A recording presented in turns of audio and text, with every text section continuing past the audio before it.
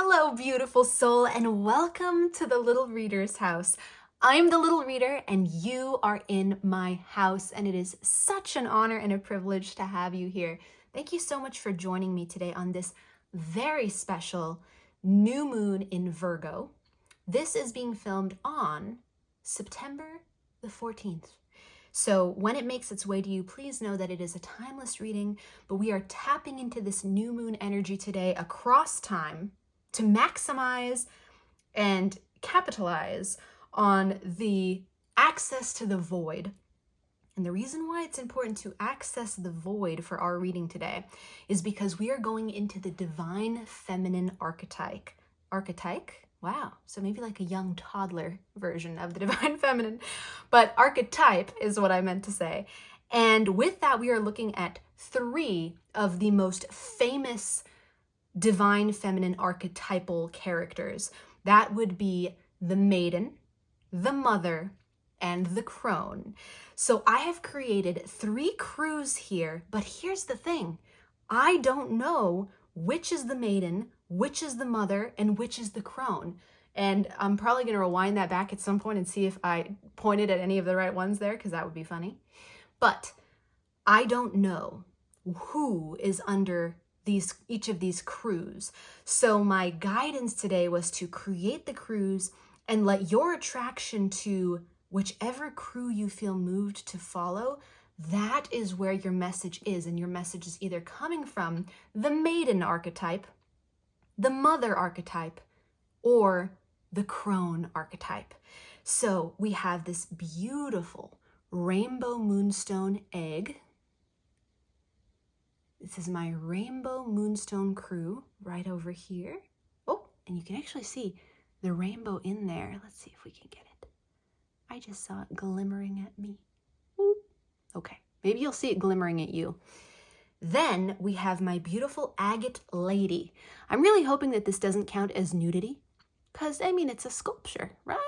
There's nothing, we don't know if she's got like skin-tight clothes on. She does, let's just say she does.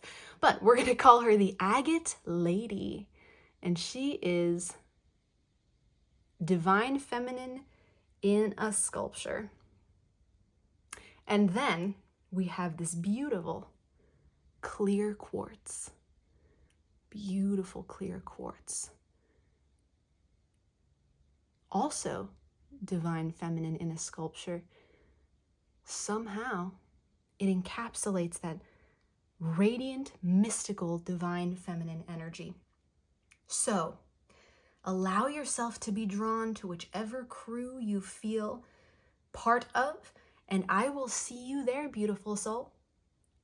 Hello, my beautiful rainbow moonstone crew, and welcome to your divine feminine archetype message from either, and we don't know who yet, drum roll please, either the Maiden, the Mother, or the Crone. And I was just realizing by our third crew, I'm gonna know who's left, but right now we've got all the mystery. So if you chose my rainbow moonstone crew, first thing is a love of mystery, because we absolutely know nothing right now, nothing.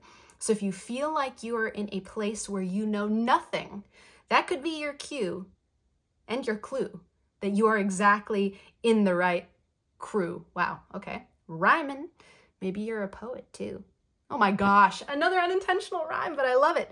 So I'm gonna set you right over here, but before I do that, just a friendly reminder, my beautiful rainbow moonstone crew, and you are so cute, that you are so worthy of love above all else. Ooh, I see the rainbow. Do you see it? It's in there. Wow, right there. You are so very worthy of love above all else. If I could give you the biggest hug in the world, I would do it. Therefore, I'm doing it right now. I'm reaching across time and space through this little camera that allows us to communicate, and I am wrapping you up in the biggest hug and letting you know that you deserve to know and feel abundant, joyful, loved, celebrated, seen, and heard. So with that being said, now I can set you down in peace and we can carry on with our adventure. Who will it be? That's a drum roll. Okay. The Mother. Wow, you got the Mother archetype. So your message today comes from the Mother. Let's look at this energy check here and see what's going on. We have 3 pre-shuffled cards and I have no idea what they are. So let's take a look at what the lesson is you're learning right now, where you are energetically, and a piece of advice that Spirit has for you before we jump into the tarot. And we are going to be using the Tarot of Oneness for your message and for your advice from the Mother archetype. So this is a little energy check to see if it's reflecting what you're feeling. Wow, Justice. So we have justice, law, karma, equality, and decision. The Justice card is where you are, what's being integrated into your life right now. Flexible. Flexibility, number 19. Beautiful. Let's get that out of the light. And timing. Wow. Delays often work in your favor. Spacious thinking can be helpful. You will know when to persist. Patience, essential. Don't give angst a seat at the table. Wow. Okay. So here's the story that I'm picking up for you, my beautiful Rainbow Moonstone crew. You are a spiritual individual first and foremost, and I can feel that in your groundedness. I can feel that in your energy with me right now. You are someone who has either been on a long spiritual journey that spans many lifetimes and you're consciously aware of this, or you're not fully aware of it as far as the literal remembrance, but your ability, especially lately, to get grounded and get still and get patient and wait has been heightened to such a degree that I can feel it all the way over here. And I say all the way over here, I mean, we could be next door neighbors for all I know, but I feel it in this room with me and it is powerful. There's not only this wisdom that's persistent in you of patience, but there's a knowing here. And you have, it even says in this card here, you will know when to persist. But you have a premonition or an intuition that something is developing in your favor. Now, this has been a long journey, my beautiful Rainbow Moonstone crew. And much like an egg, oh my gosh, waiting to hatch. There it is. This is the egg. Much like the egg waiting to hatch, you've been feeling, it's like you're in the egg and you can feel the atmosphere cracking, putting little cracks into the shell. And you know that you are going to emerge and a favorable circumstance is going to emerge for you as well. And in this nest that you're in right now, look at this. This is cracking me up. This looks like a nest, and then this looks like the egg that goes in the nest. It's, my goodness. Okay, full body chills. In this nest where you are, there is this knowing, this understand. Get out. Is this on an egg? This person is balanced on an egg. Okay. Well, I'm just going to see myself out. Good talking to you. Whoop. No, just kidding. How could I go anywhere? This energy is where I want to live. Your wisdom, like I just want to shake hands with it. Hi, Rainbow Moonstone crew. My name is Little Reader. Your wisdom. Nice to meet you. You are here. You wise soul. You're here for reassurance. You're here because you know. You're here because you're being patient. You're here because you're aware that something is developing. But you don't need my confirmation so much as you would like a friend to share that knowing with. So let me be that friend, my beautiful Rainbow Moonstone crew. I am that friend today. Today, I am a counterpart and a mirror reflection who is letting you know that absolutely, you're on the right track. Your patience will be rewarded. Continue at what you are doing. Continue at where you are holding. See, here's the thing. This could have been Hanged Man energy, but it's not. In Hanged Man energy, we are put at a standstill by Spirit to learn a very important lesson.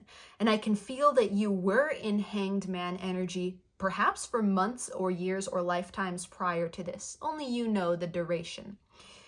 And because this is general, I can feel is various durations for the various incredible, beautiful, juicy, wise souls who are listening.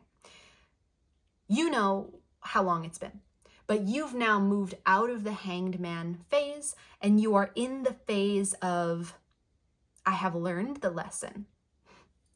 For many of you, the lesson simply was manifesting your desires on your timeline is a form of escapism from the present moment. So Spirit and the Mother archetype were teaching you, you don't manifest on your timeline. You manifest on your spirit and soul's timeline, which is divine. And the part of us that gets impatient, our persona, our ego, what we call us, you by your name, me by mine. You by your personality, me by mine. You by your skills, me by mine. You by your ethnicity, gender identity, nationality, me by mine. We all have a persona, and that is the part of us that gets very impatient.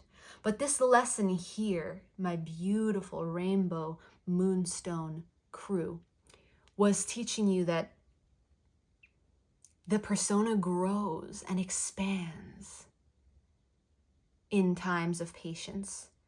And it is precisely the delay in the manifestation of our desires that allows the hatching to happen. When the mother lays its egg, it doesn't look at the egg and go, what a colossal waste of time this is going to be, and then cruises off. Okay, there are a few caveats to that. I think reptiles actually might do that. But for the purpose of this analogy, let's just put that one off to the side. Let's go to birds, chickens instead, or swans, geese, ducks. We're going like with the water birds. The beautiful bird lays the egg and says, now I will sit on this egg. And I believe chickens, I used to be great friends with a lot of chickens. And even when their eggs weren't fertilized, sometimes they would go into this mode where they were like, I'm sitting my feathery ass right here and I'm not moving because that's just what I want to do. I want to warm this egg up. I want to stay with it. I want to be with it. And I'll watch life go by. And I'm not immobilized because I have to be. I'm immobilized because I want to be, because I'm in the mood to be, because something's growing, something is percolating, something is in time, it's timing. So without further ado, my beautiful, beautiful Rainbow Moonstone crew, I congratulate you on your wisdom. I congratulate you on your flexibility, because you have moved one way and moved another in divine inspiration, in a dance. You've been dancing and you've figured out when to duck and when to jump. That is reminding me of this video game Subway Surfer that I used to have on my iPad. And this little character is running, bloop, bloop, bloop, bloop, bloop, bloop. And you're going over these obstacles, and sometimes you've got to jump and sometimes you've got to duck. And if you don't know which to do when, you will get hit by the obstacle and get reset to the beginning. Or the person who's running behind you will catch you. You are the Subway Surfer of the spiritual realm, my beautiful Rainbow Moonstone crew.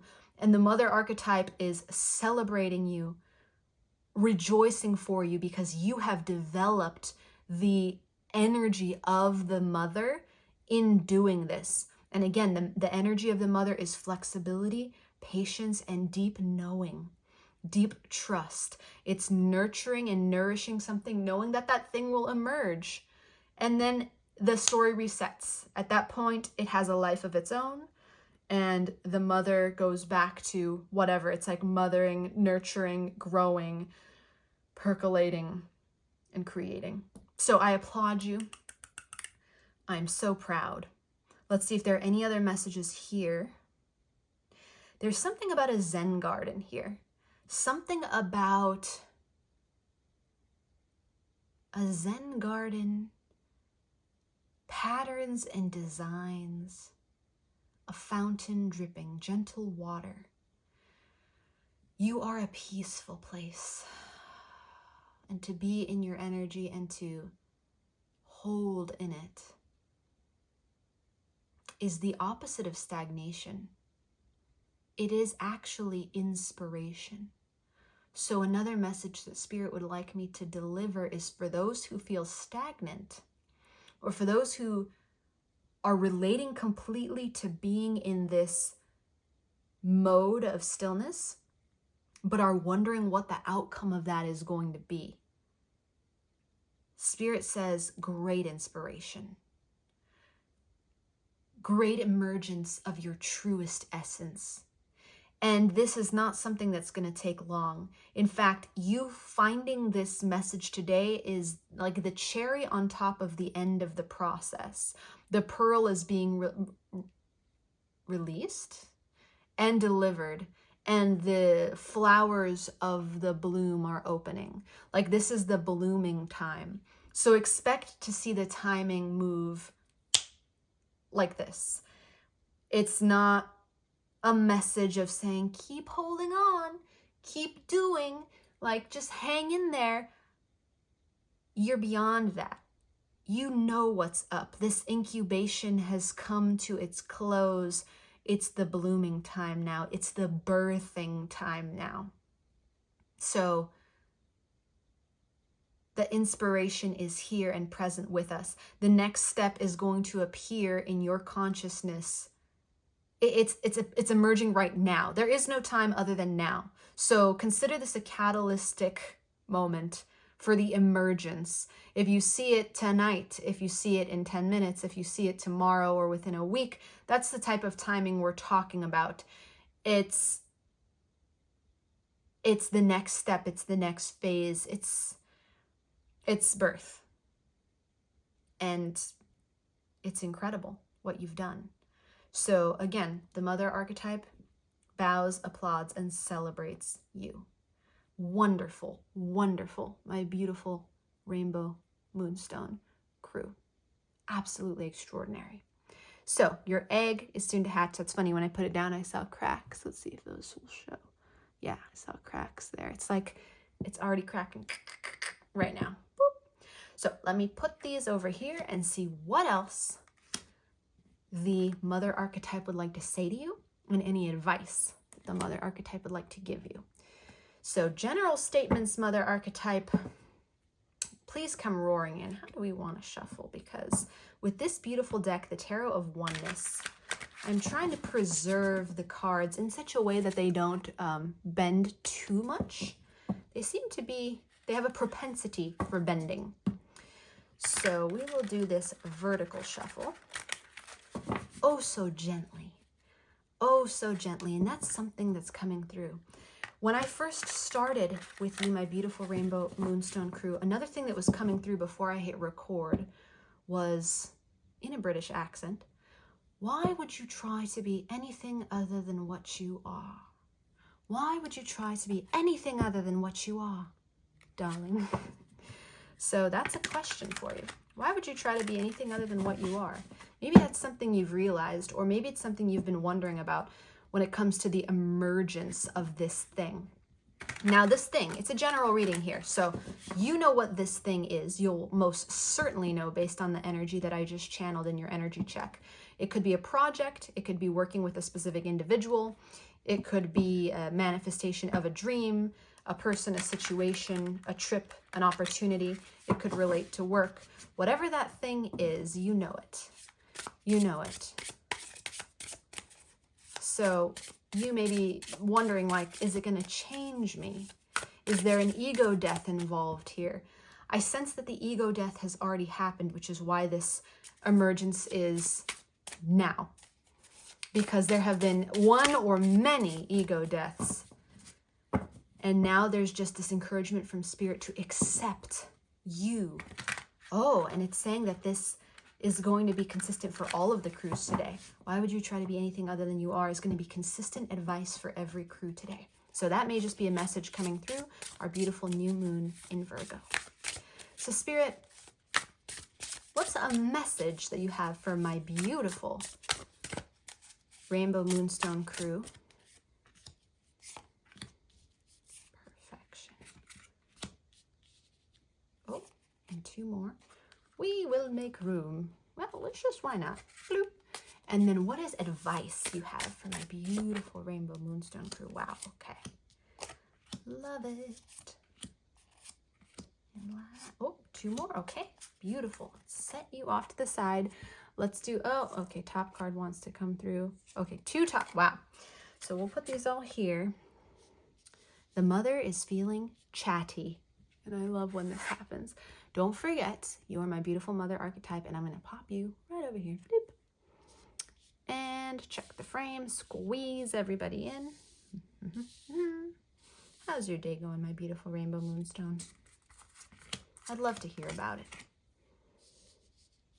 And if not the day, the journey, life, where you are. Okay, let's turn. Ah, beautiful. 6 of Cups, 2 of Swords, the Emperor, 4 of Cups. It's never too late to correct a mistake. Just so you know. 10 of Pentacles and Embodiment of Pentacles. Okay, so a message for you from the mother.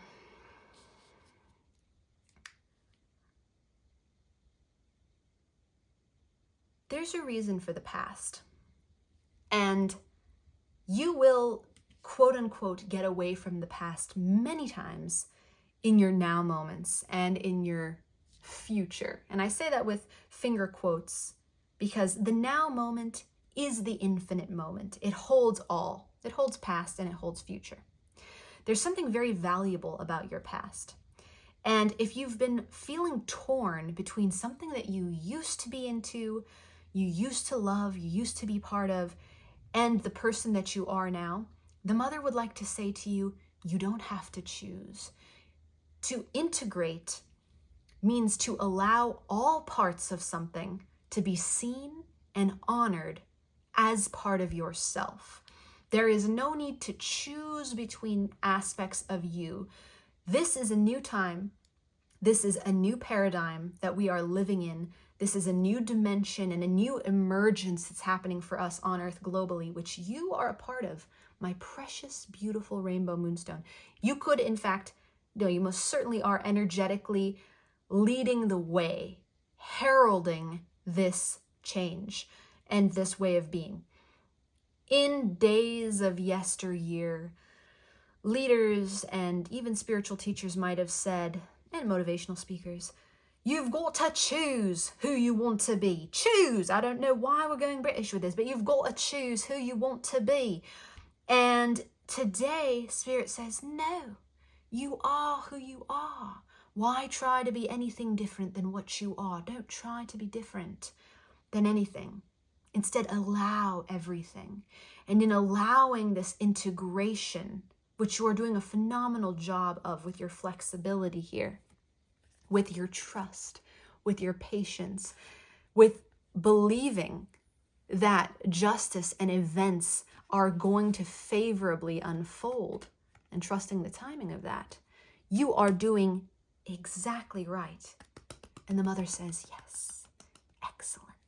Because we don't want to push anything away. We don't want to throw anything away, especially not parts of ourselves. Instead, we allow them, we open both doors and we say, come in, come in. I understand that my leadership and my power resides in every aspect of myself. And by claiming every aspect of myself, whether that be labeled as codependent or afraid, I'm hearing abandonment, or whether that be labeled as loss or lack mentality, anything from the past that has a label on it and has been put on the shelf that says, we would like to leave this behind. The mother is saying, no, my dear, take it off the shelf, bring it in, because each represents a piece of your power and each is intended to be incorporated into you, because as you lovingly incorporate, you magnify your power, you magnify your strength, you increase your voltage. When we leave things on the shelf of the past, mistakenly, we're believing that we're creating room and space. But what we do when we abandon parts of ourselves that we don't like is we actually throw away some of our power, because by claiming the aspects and caretaking and loving the aspects of ourselves that may have been shelved, we're taking back voltage, we're taking back energy. So let's say somebody listening has a codependent aspect to their personality, and codependency is a subject that we're going to be looking at closely in the coming weeks and months here in the Little Reader's House, because there's so much power in it that has been forsaken. Let's say there's a codependent aspect that's been put on a shelf. It's actually 40% of your energetic leadership voltage, but it's been abandoned and put on the shelf because it's caused all kinds of problems. In the past, it's depleted 40% of your energy. But the mother archetype is saying, by claiming that, taking it back, lovingly bringing it into the fold and saying, this is something we're going to look at. We're not going to identify with it and put a label on ourselves and hold ourselves down as that, but we are going to incorporate it and allow it to exist and allow those thoughts to come to the fore and just pass through us, and we're going to meet them with love. All of a sudden, 40% of your energetic voltage is not only back, but magnified through your attention and love, putting you into this emperor position, putting you into this position of being a master of your own aura. And if you could see your aura, my beautiful Rainbow Moonstone crew, if you could see the size of it, if you could see what lives within it, if you could see what it's capable of doing, many of you can, I'm hearing, see it, that is, and know of it, you would understand the power of this. When we push things out of our aura, or we push things out of our purview, they remain in our aura as weights, as anchors of a sort. And we keep repeating, or getting stuck in certain areas. The mother archetype is applauding and saluting and hailing and bowing and cheering for you for doing all this work of incorporation, especially things from the past. It's absolutely transformative. And as we see here with the Four of Cups moving into the Ten of Pentacles, by choosing to integrate and incorporate everything of yourself, instead of holding some things out and pushing things away, you are reaping the rewards in spades. That's material abundance, that's collaboration, that's celebration. And we see an emphasis on the physical dimension, which is no accident. The mother archetype is saying that it dwells largely in the physical. It brings the non-physical into the physical. So think of it like conception begins as cells. Well, actually, conception begins as an idea. On the Adult Little Reader episode, which doesn't exist, we would talk more about that, but nevertheless, focus. It starts as an idea, conception does. Then it starts as alchemy. Two opposites collide. Then, before you know it, an idea is manifested into flesh. And what the mother archetype wants to let you know, you amazing manifester you, is that your ideas, your hopes, your dreams, that thing we talked about earlier that you've been waiting on patiently, that you've been aligning with divine timing for, is roaring into physical manifestation. That is what the mother archetype does. So it brings this integration. The more you integrate parts of yourself, the more you integrate everything about yourself and reject nothing and choose between nothing. It's just allowing an ownership. The more, and there's a masculine quality to that, which is so interesting, but the mother archetype wants to make it clear, this is not about gender. This is nothing to do with the gender you identify as, and although it's divine feminine energy, it is complemented by divine masculine energy. So to own something and to take it as a part of you is a masculine energy, but it is how the mother archetype thrives.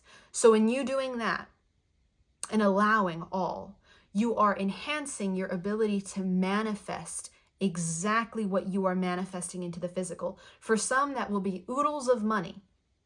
For others, that will be material objects. For others, that will be divine counterpart relationships, both romantic and platonic, that are in the flesh, versus the conversations that we have with beings that are telepathic. This energy manifests them into the flesh. So now you get to have a conversation with something that you can touch instead of purely through the sensing of thought, idea, and emotion. Very, very powerful message from the Mother Archetype. As far as the advice, let's take a look and see. Ooh, love. Beautiful.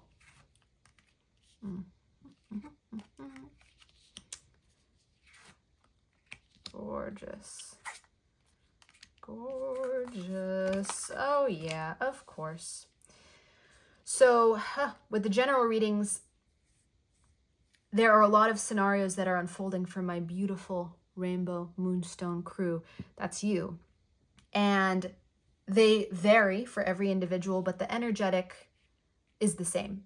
First, Spirit wants to congratulate you, and the Mother Archetype wants to congratulate you on your letting go of obsession.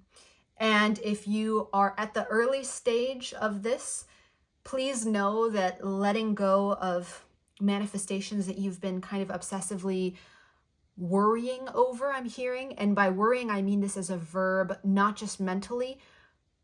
If you could see in the mental plane and the thought plane, let me describe. When we worry over something, we are expending great energy on it because there is a version of us on the thought plane that has something like a Rubik's Cube, and it is turning, aimlessly turning the cube. And that takes tremendous energy out of us, not just mentally, but physically. It looks like this has been a part of the journey of many of you, my beautiful Rainbow Moonstone crew, and it seems we've gotten over that hump. But Spirit is saying if you haven't gotten over that hump yet, you're about to. This moment of emergence is that. So you can release the mental Rubik's Cube of trying to make things happen, of trying to use intellect to produce tangible results. Instead, trust the energy and trust your integration process.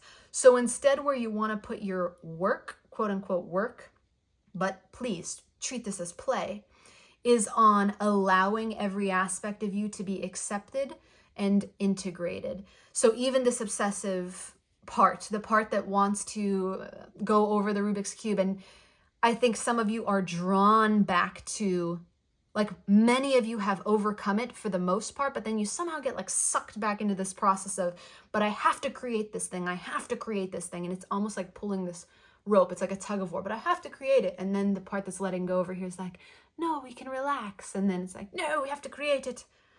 So Spirit says, allow that part to exist, integrate it, say, okay, there is a component of me that wants complete control and wants to mastermind this entire endeavor. In allowing that to be, it removes all the power from it.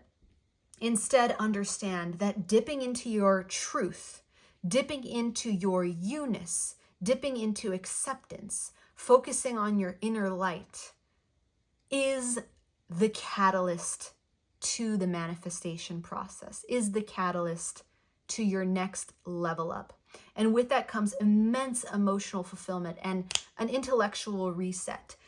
There is a verse in the Bible, I believe, Christian Bible, that says something to the effect of renewing your mind. Let your mind be renewed, or by the renewing of your mind, XYZ, and by the renewing of your mind, XYZ, something to that effect. For those who know it, please comment it down below. It would be most helpful to our beautiful community. Something about being made new through the renewing of your mind. The Mother Archetype is doing that right now with you, making you new through the renewing of your mind. And that is largely related to your willingness to say, oh, yep, that's a part of me. I accept it. Oh, yep, that's a part of me too. I accept it. These two things seem to be directly at odds with one another. Crazy. I'll accept them both. Bloop. And this sort of alchemy that's happening within you is renewing your mind. When the mind is renewed, it gives this total reset to not just your ability to manifest, but your ability to create in every moment. Big emphasis here on the present moment. The Mother Archetype says the work is now. So the creating is now. Right now, you're co-creating a reading with me. Your energy is actively controlling the words that come out of my mouth, if you can believe that. When you turn this reading off, you're going to be co-creating when you step into the shower and think thoughts or sing. You're going to be co-creating when you brush your teeth. You'll be creating when you sit down to actually paint or write, record your podcast, type up your book. All of these things you'll be creating when you have a conversation with an individual. Every moment is an act of creation. And this moment of renewing your mind is making that creation effortless. So leaving behind a time when you had to intellectually understand every single intention, and instead trusting your heart to let the intentions unfold naturally as a byproduct of your love, as a byproduct of your fulfillment. And here it is, another egg moment in which we have a golden egg. Of course, I cannot help but point out eggs are everywhere. And I find eggs to be very cute. That is why Yoshi is my favorite Mario character. Just thought I'd share. Anyway, you're cute. With the Ace of Swords, of course, it's a bird. What do birds do? They lay eggs. I'm just saying. Your mind is renewed. The Tower moment falling here has already happened. With the Tower, the Devil, and death and rebirth,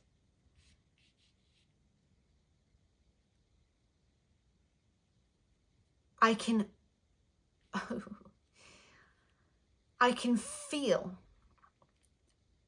the many ego deaths we discussed earlier that have happened, that have brought you to this point. And I touch my forehead to the ground in honor of your relentless tenacity to survive. Because my beautiful Rainbow Moonstone crew, I see each one of you who contemplated not getting out of bed sometimes and couldn't. I see each one of you who contemplated survival and staying here with us on this earth plane. I see each one of you who sobbed and cried or sometimes felt too numb for a tear to leak out. Every single one of those moments has brought us to this moment where you and I are now, joined by the Mother Archetype and Spirit. And if I can say anything, it's thank you. Thank you. Because the hard part is done. The reward is now. You did everything right. Not a mistake was made. So thank you. Thank you for being perfectly, utterly perfectly you. I'm proud. I'm an intermediary though. The Mother is proud. Spirit is proud. The community is proud. And we're so grateful for you. So thank you, thank you, thank you a million times. Thank you for all you've done. Your reward is now. It's the change in your mind. It's the change in your energy. What manifests as a result of that?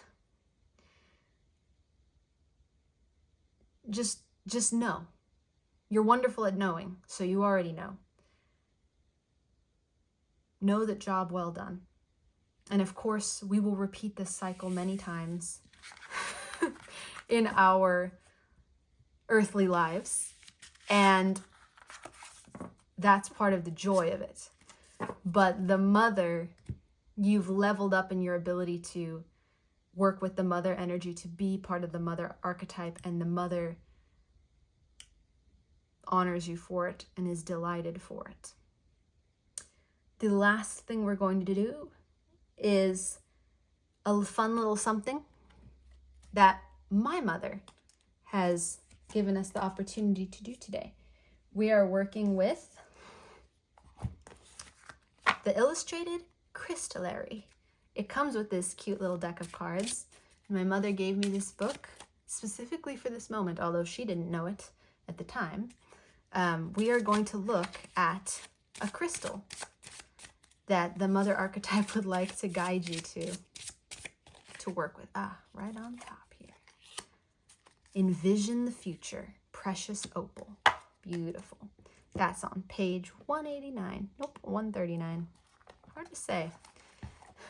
We'll try 139 first because I don't think there is an 89. Beautiful. Envision the future. Precious opal. Were the ancient oracles always accurate? Nope. Time is fluid, Opal knows, making the prophecy business rather risky. But when the priestess of Delphi donned opals, their ability to make sense of the swirling waters of what is to come sharpened. Unlike most stones, opal knows how to hold and work with water. She feels the ways in which the waters of time can be channeled or dammed, creating different outcomes and new visions. Since the future is not a fixed destination, naming the pathways you might walk to get there begins to craft what comes next. Choose your road and name your path, Opal encourages. That's how the future emerges out of the swirling waters of time. Beautiful. So, the ritual is to visualize your future. We often hope or plan for the future, but the real magic comes from taking the time to use all of your senses to envision and embody your desires for what is to come.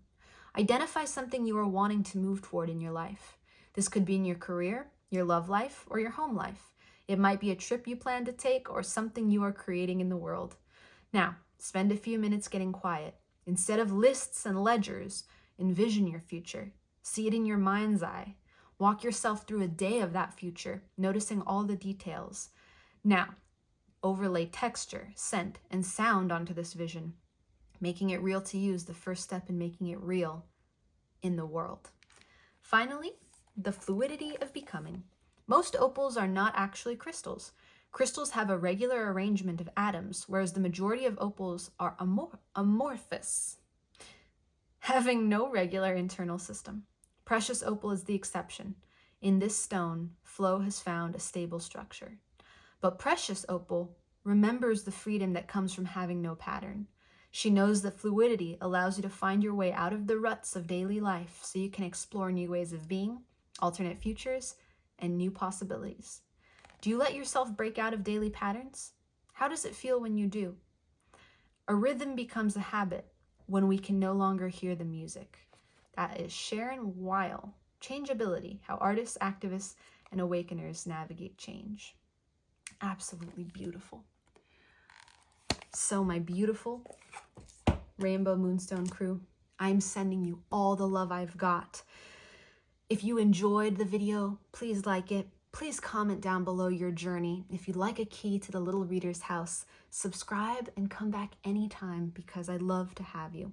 Until we meet again, continue being incredible, incredible you, and thank you so much for all you do.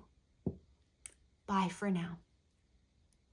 Hello, my beautiful Agate lady crew, and welcome to your message from the divine feminine archetype of either the mother, the maiden, or the crone. Now, spoiler alert, I already know one of who this crew is not. But there is still mystery because there are two possibilities. And for you, if you haven't been peeky weeky, you know nothing. So there are still three possibilities available to you. So let's just put the curtain of magic down and enjoy every moment of this together. My beautiful Agate lady crew, look at how gorge, like my starry eyes. We're just hoping that we don't get dinged for this one because it is stunning. And I'm going to set you down right over here. But before I do that, I just want to ask you, do you know how worthy of love you are? My beautiful Agate lady crew, do you know? Do you know? Has anyone told you your smile makes angels dance?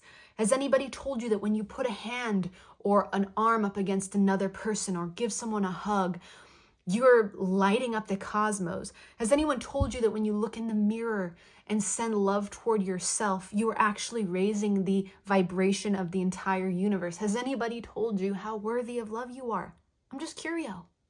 And if not, my goodness, what an honor to be the one. What an honor to be the one today, to let you know that above all else, you are so very worthy of love. So very worthy of love, more and not less, forever and ever. Just wanted to make sure you knew it. Now that I can set you down in peace. Had to get that one off my chest. Okay, moment of truth. Who is it gonna be? Bum, ba-da-bum, bum, bum, bum. It's the Crone. Oh my goodness, the Crone. Okay, I'm just gonna tell you a little secret between you and I, okay? The Crone is my favorite of the divine feminine archetypal trio, okay? I don't know why I had to whisper that because it's just you and I. So let me say it again real loud.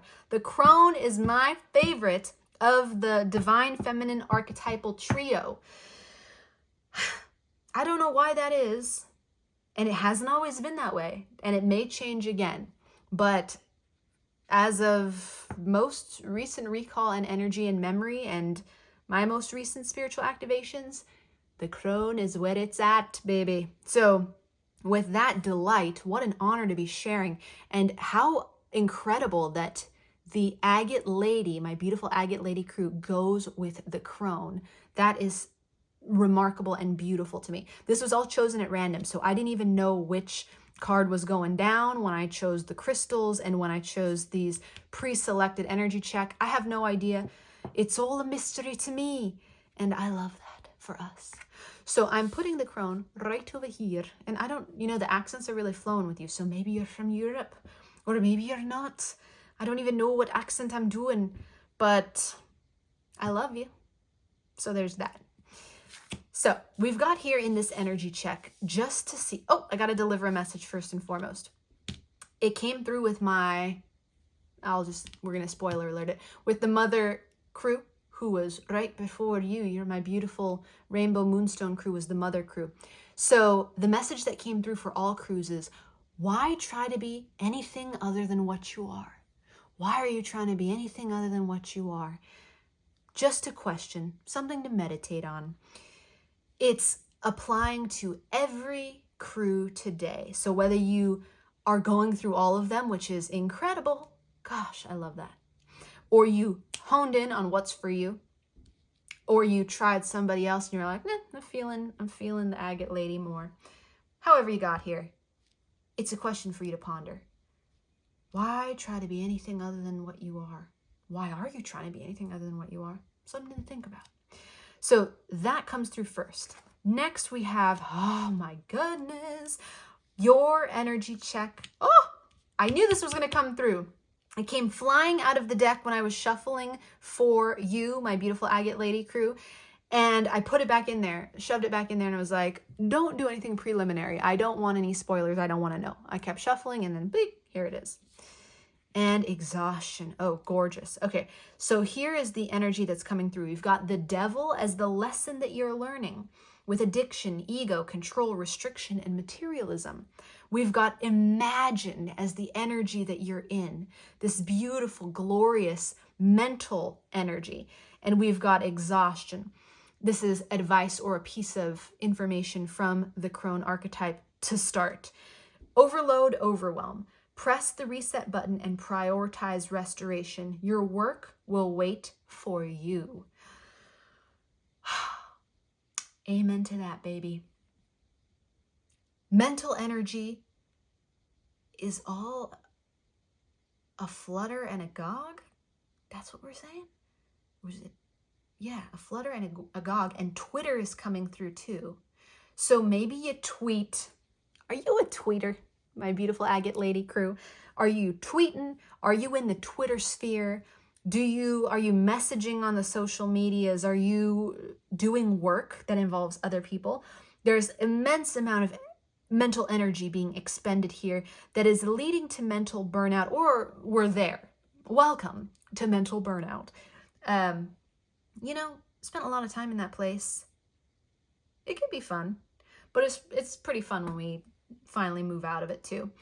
So here I'm seeing that Spirit and the Crone archetype first message is pointing out that your antennas are tuned in the direction of control, heavy duty, like this need to ensure that truth is told, that people know what's up, that you are being seen and heard. And if you're not actively putting your truth out here. And this is interesting because, oh, I love a general reading. We've got half of my beautiful agate lady crew who are using their voice to communicate with this throat chakra energy here and all this blue. They're using their voice to actively communicate their truth to the point of exhaustion and overwhelm.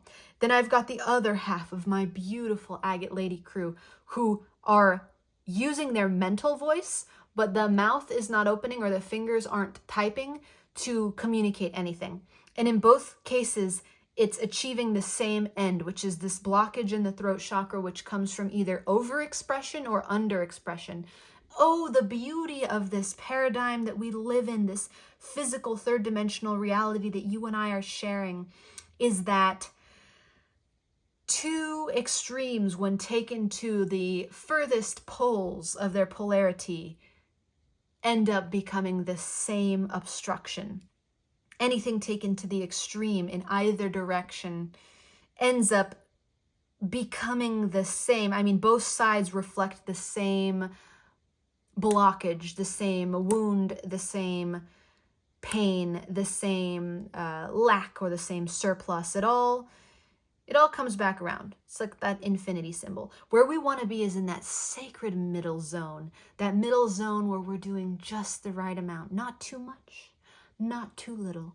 And that's what the Crone is here to talk about today, because the Crone wants you, my beautiful agate lady crew, to be at peace, to be chill, to accept all of you. Oh, and the Crone also doesn't mince words. So here's a little nug that the Crone would like to drop. An effort to control is always an effort to micromanage others' perceptions of you, and you are trying to keep people from seeing something that you don't like about yourself right now, trying to hide or obscure insecurities.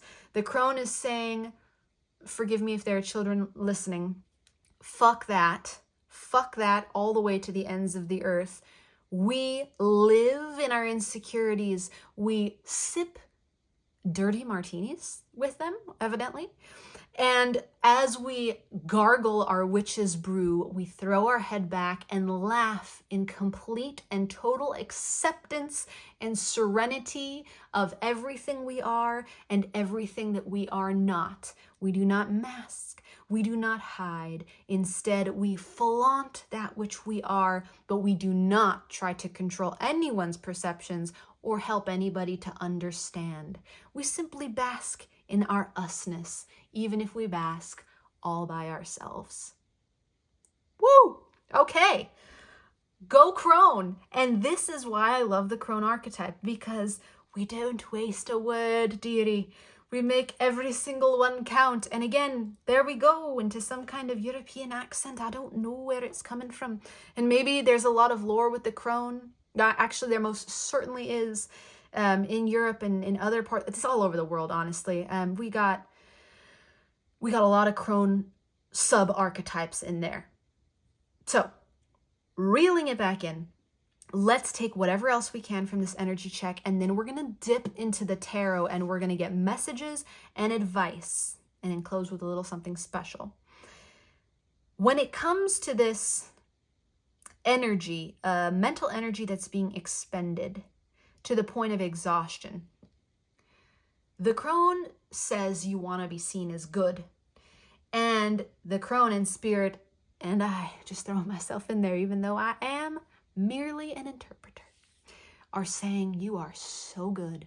Oh, are you good? Beautiful agate lady crew, your perfection. Check out what you selected here. This is largely considered, I think, by the world to be a very symmetrical, quote unquote, mathematically perfect representation of the female anatomy. Now, we can go down a rabbit hole on that debate, and we will. Not right now, though. You are perfection, and you are perceived by others as perfection far beyond what you know. But that's not the medicine here. Although I could spend the next long time reassuring you that others see you as perfect. That's not the medicine that you need right now. And the Crone doesn't let me play. The medicine that you need right now is to say, I don't give a fuck what other people think. I'm perfect. And that's just the way it is. So I guess we're going to be dropping the F-bomb hither and thither in this segment of today's reading. Enjoy.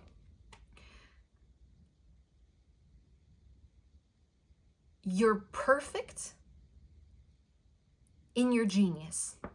You're perfect in your ideas. You're perfect in your efforts. You're perfect in your physical manifestation and your spiritual manifestation. There is not a mistake about you. There is no need to prove yourself. Instead, it's time to make friends with all of the things that you're hiding. So, let's see what those things are. With this imagining piece, this is sticking out to me right now as trying to create, okay, thank you. Some of my beautiful Agate Lady crew are saying, I know I'm perfect. Thank you, little reader. Obviously not the crew for me. And the Crone would like me to stop you right there, because some of my beautiful Agate Lady crew are projecting things they don't like about themselves. Insecurities, we can say demons, but I don't mean that literally as entities, but let's just throw it in there because that's what's coming. Demons, insecurities, onto the world. So this is where social justice warrior is coming through loud and clear. Philanthropists, humanitarians. Oh, we need you. We desperately need you. This is not requesting that you stop your efforts. What this is saying is, be wary, child, of believing yourself to be perfect, but then looking out at the world and saying, you guys are all fucked. But really, that's what's coming true. That's an energy here, big. Imagine all the people living like today, life today, I don't know. Oh. You may say I'm a dreamer. There's this thing here about, I'm not worried about myself. I'm trying to make the world a better place. And the Crone is saying, take back your power, child. Make yourself a happier place, and the world will change to reflect it. And man, that burned my tongue coming out because it's so crispy. It's so spicy. The Crone is so spicy. But my beautiful Agate Lady crew, so are you. You are a powerful, spicy, fired up individual.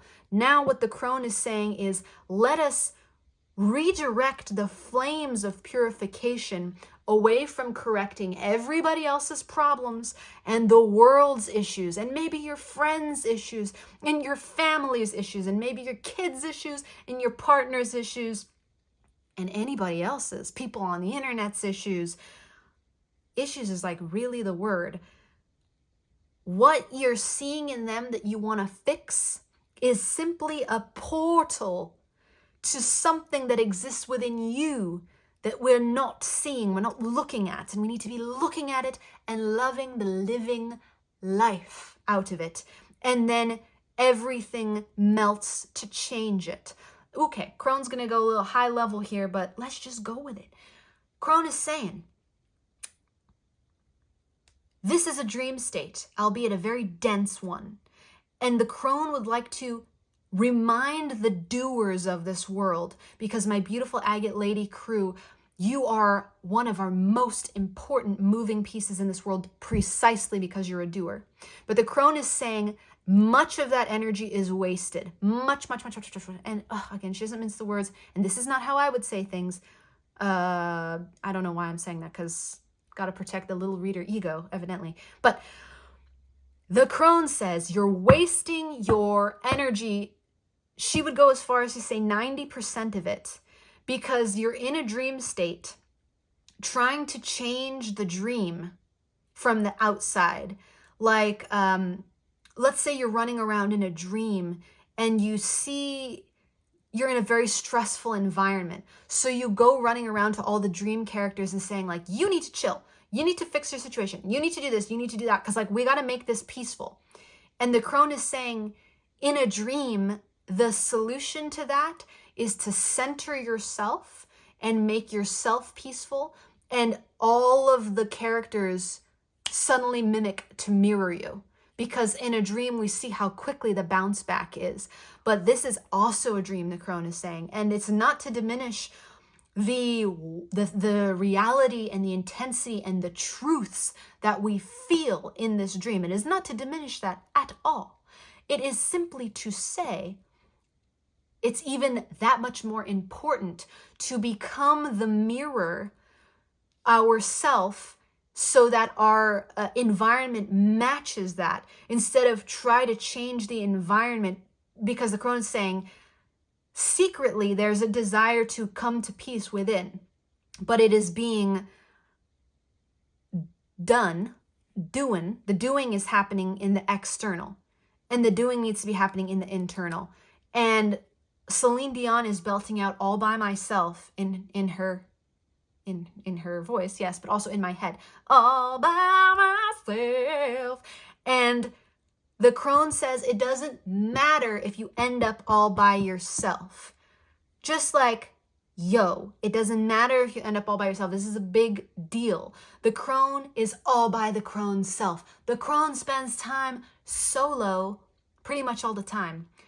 But the crone basks in it, loves it, because it knows that that's its realm, and that, like everything else, will change in time.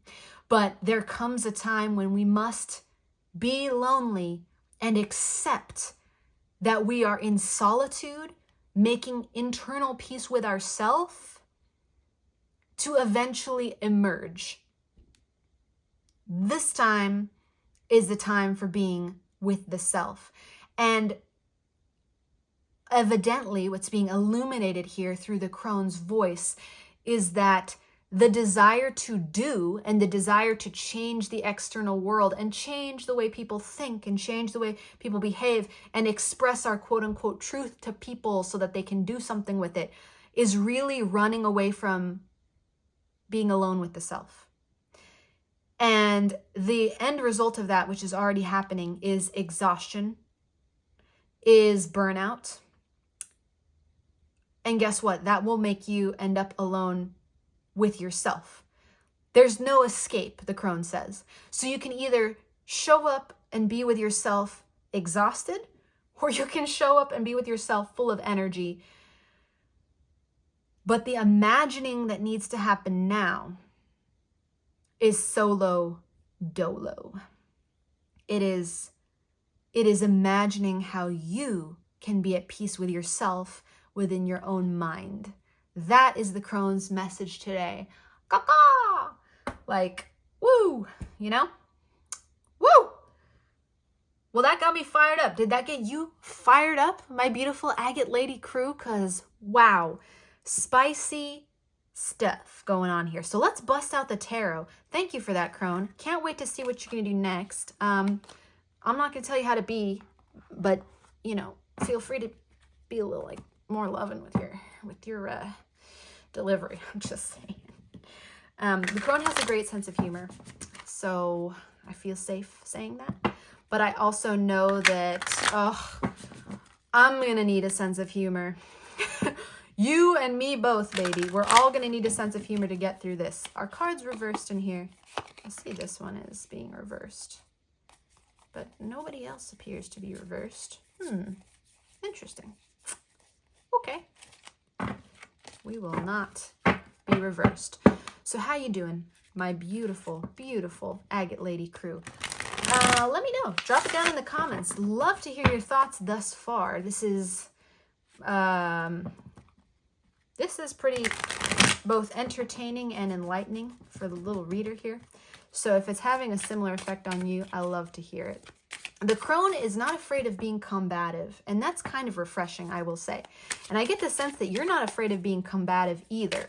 So you already, that's the funny thing, you're already thriving in this crone energy. You're already living in this crone energy. The crone just wants to take you to the next level.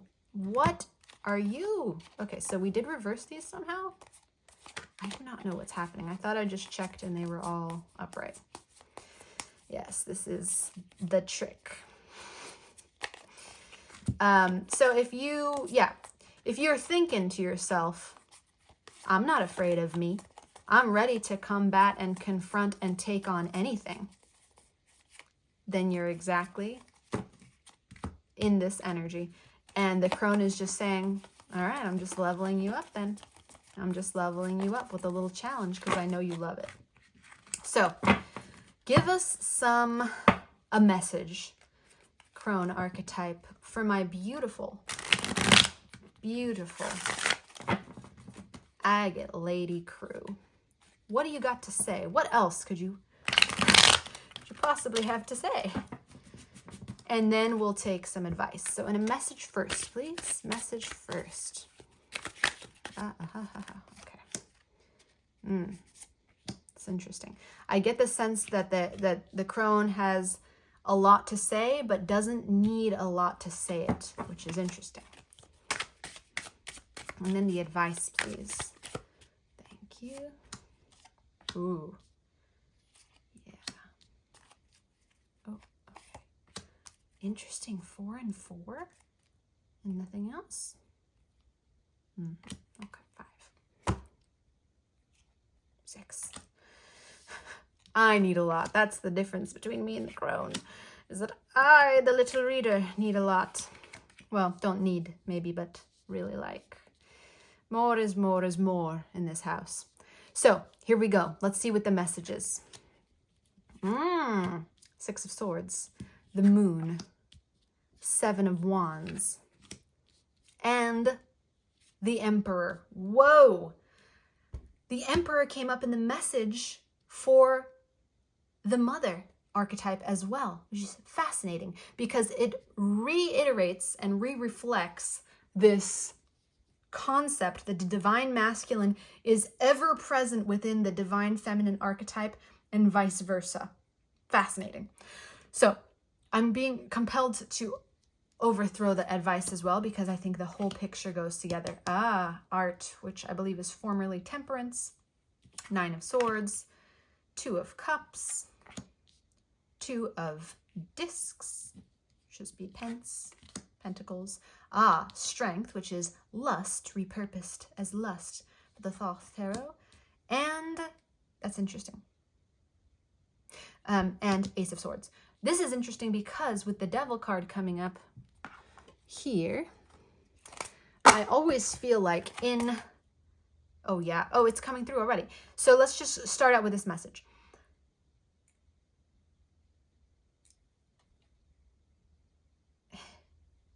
Never mind.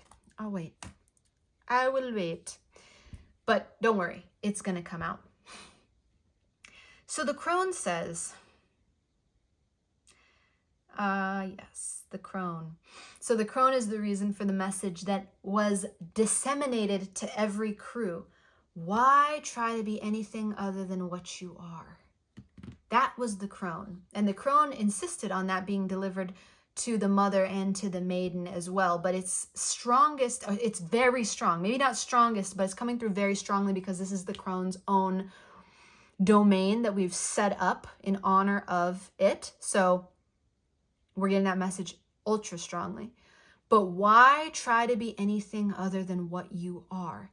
The inner conflict and wanting to walk away from aspects of the self that instead must be reclaimed to have full power. Funnily enough, this message is almost identical to one of the messages that came through in the Mother. So after the crone, you may feel interested to go to the Rainbow Moonstone Mother crew. Yeah, spoiler alert, that's the Mother crew who preceded this one. It's interesting how that happened because Mother, then crone, well, spoiler alert, that means the Maiden crew's gonna be next. I'm working this out loud, so I thank you for your patience here. But what I'm seeing is the sequence is continuous. Instead of something like Maiden, Crone, Mother, it's the cycle, and it's showing me something about where we are as a collective here. So what's relevant to you, my beautiful, beautiful, undeniably perfect in every way Agate Lady crew, is that reclamation of aspects of self that have been hidden, that have created inner conflict, are essential for coming into your power. And this idea of going out and changing the cruel, cruel world is going to be multiplied infinitely by numbers, man. They don't work here. When I say infinitely, I mean it. Any efforts that you have been putting forth toward creating change in your immediate environment. Now, you don't have to be into social justice, although many of you are, many. Your social justice thing can be making sure your household is in order, making sure your children relate to one another on a friendly level, making sure that certain ideas and concepts are shared and understood by your friends and family. It could be telling your social group, your friends, like, what's up? Like being that truth teller. Any efforts you've been making around trying to change your environment are going to be infinitely multiplied by reclaiming the very aspects of yourself that you are addressing in your immediate environment. So let me give you a very specific example. You may have a friend, beloved friend, good friend, who is undergoing medical treatment for an ailment or illness that you believe and you can see with your own eyes is directly caused by a habit that this individual has. Or this medical illness or this ailment is something that comes directly from their lifestyle. In other words, it's fully in their control, and in your opinion is being perpetuated by the way that they choose to carry themselves. To you, this is a brutal injustice, a massive injustice. You want to take this person, and maybe you already have, and grab them by the arm and shake the shit out of them and tell them, this is what's wrong with you. You're causing it yourself. Fix it. And either you've done that or it's on your mind. And again, this is a very specific example, but the principle is that you identify something in your environment. You identify the cause and the effect and the solution, and then you go forth to deliver.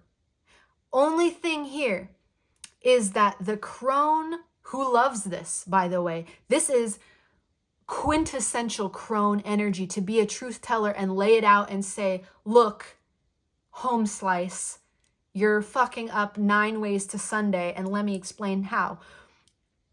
Okay, the crone is all about that, but the crone only does it one time, and then it never brings it up again. And it strives to never bring it up again until that opinion or that perspective is solicited, until the friend with the medical ailment turns around and says, hey, Agate Lady crew, what do you think I'm doing wrong? And then you let that shit rip. But until such a time, that energy is then redirected inside, because the crone does not hemorrhage energy. The crone does not drip its lifeblood onto those who don't have a cup. Well, I'm hearing a pot to piss in, which is interesting, but a cup to collect. So the crone sees this type of behavior of delivering unsolicited perspectives as slicing, I want to say femoral artery, but I have no idea where that is on the body. I think that might be in the leg somewhere. But like slicing a very important part of the body open and delivering the lifeblood, but like all over the place, real willy-nilly. And unfortunately, that drains the power. And the crone wants you to be powerful. The Crone, see, I don't want to say is the most powerful of the divine feminine archetypes because that would not be true, but has the most power to activate desired outcomes most quickly because the Crone has the least attachment. The Crone has so much wisdom. And what the Crone sees here is immense attachment to the way you are perceived and the way you perceive others. The Crone is also saying, don't be so quick. If you are saying, I don't do any of that, Crone, I keep my opinions to myself, but you still have them. And you are still letting your own blood, which is like really, again, like, come on, Crone, this is not something, okay. It's not a typical example that I would use. Let's just put it that way. But I don't know why we're going there with bloodletting as a concept. But there it is. And it also showed up in this card. So we're running with it. But the Crone still sees that as hemorrhaging lifeblood, as hemorrhaging energy, to hold those opinions inside and like they're all in your head and you might be smiling at that friend like, oh, you know, but inside the judgment, be strong. And the Crone is saying, let that go because you are judging yourself. And the Crone does not judge itself. The Crone fully accepts every part of itself. So as a very specific example, using the same premise, instead of looking at a friend or an acquaintance who is digging themselves into an early grave, I suppose, is the very strong language that we're going with here. Thank you, by the way, for your patience with this intensity because it is intense. Instead of looking at that individual as a sucker and an idiot, and a whole host of other interesting phrases that are coming through, the Crone simply accepts and says, that is self-destruction. Oh my goodness. And the Crone honors that. The Crone is like, look at this. I have a self-destructive friend. Wow. Guess what? I have self-destructive tendencies inside of me too. Ooh, boy, do I. They're part of my shadow. And my shadow is immensely powerful because it is directly proportionate to the immense power of my light. Therefore, it must always be equally powerful as my light. And I see that, and I know that, and I accept that. And I call forth all of the self-destructive tendencies that I have within myself that I am ultimately judging when I judge another for having them. And I call them forth and I call them in and I say, I love you. I love you. I honor you. There is no conflict within me. Just as there is a self who builds myself up, there is a self within me who destroys myself. And these two wolves are always like, and I watch them do that. And I applaud them and I say, there's room for you both here. Because otherwise, if I don't accept polarity and I don't accept nuance and I don't accept a gray area, I will never fully accept myself. And I will never fully stand in my true power as the divine leader and powerhouse that I am.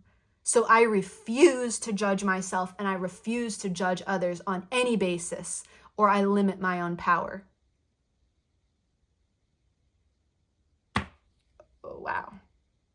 So that would be the Crone. Yeah. The rest of the advice goes all along that exact vein. See the, here it is. Okay. Wow. So instead of pulling your own blood, instead of letting your own blood, your own life force drench everything and everyone, whether you verbalize it or not. Remember, we're going back to this initial statement about how some members of my beautiful Agate lady group will voice it, maybe even think they're superior for doing so. Others won't voice it and maybe also think they're superior for doing so. In both cases, the Crone says, nay, don't let your blood, and I guess that's like a bloodletting reference, don't leak your life force is what that translates to. Instead, feed both the polarities. This art, I believe, is temperance, but don't quote me on that. Oh man, do I really want to look it up? Do I? Yes, I do. So where did I put the book? Yeah. I don't want us to lose momentum, but I want us to really get this. So, as a result, we're going into the book. The Empress, the Emperor, yep, the Hierophant, the Lovers, the Chariot, Adjustment. Oh, yeah, it's Justice, yeah. See, some things are mixed up in this deck. So, yeah. I believe art is temperance.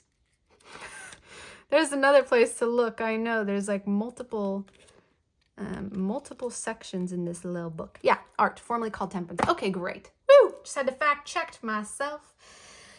So, oh my goodness, the Crone is funny. That's what I was saying, sense of humor. But back to the business at hand. In temperance and perfect balance, instead feed both the self-destructive parts of yourself that society and morality would have you hate. See, the Crone is beyond morality. The Crone's power comes from complete, oh man, integration. Yes, and this word was huge in my Rainbow Moonstone mother pile. So again, circle back there when you feel guided, when you feel led. It maybe it'll take a little time to digest all this, but circle back when you want, when you're ready. And if you're coming from there, wow, amazing. The Crone's power comes from the fact that the Crone has fully integrated every aspect of self, judges nothing. The Crone knows that judgment is a massive waste of time and energy. Judgment of the self and judgment of others, same. And we see it represented here. Two of Cups, we've got Two of Discs, we've got the duality here, we've got the duality in the Moon card, and we've got the conflicts with both the Seven of Wands and even the way the Six of Swords is in this deck. With strength being repurposed as lust, here's the message that was coming through earlier. There is so much power here that is being squandered on trying to change things. And the Crone says, for some reason I'm hearing Edna Mode from The Incredibles saying, no capes, but no change. Like, no need to change. The medicine here is accept, radically accept everything, feed everything. There's a fear here, see, in this Strength card, that you're going to fall into your vices. And the Crone is saying, what if you didn't have any vices? What if you don't have any vices? What if vices are just forms of energy in manifestation that you're judging? What if there is no such thing as a vice? Don't answer the question, just sit with the question. Don't be so quick. Just wait and ask yourself, what if you don't have a vice? What if you don't have a single vice? What if the idea of a vice is to control you and put you in a vise, and keep you from being your complete power? The Crone says when you get beyond an idea of morality and you stop having to change yourself and change everything, and you just dip into full connection and full love with everything that you are and everything that you've ever been, you will be reborn. Oh my goodness. And this also goes back to the Mother Crew, which ended with the Ace of Swords. Get me out of the house. Just like holy magic.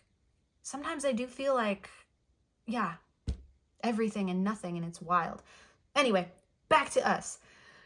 Back to the Crone. Your mind will be made new. It's a divine message that's coming through today. And again, maybe it has to do with the new moon in Virgo. Maybe it has to do with the divine feminine energy. Maybe it has to do with you, my beautiful Agate lady crew. Maybe you're informing this energy, because we are co-creating here, and your energy is coming through me. You and the Crone together are renewing your mind. You're elevating, you're ascending, you're stepping into your power in a way that you never have before.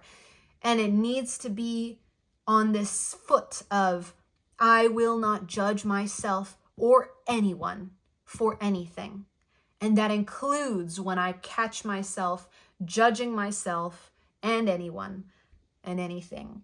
So it's this total acceptance of the present moment, total acceptance of everything as it is, knowing that it's perfect, knowing that you are perfect, and it comes full circle, because perfection and the desire to be perceived as perfect and perceive other things as perfect was the initial energy that came through here. And the Crone says, what if you are? What if you are? And there is not a damn thing to change. That is the medicine for you today. That is the truth for you today.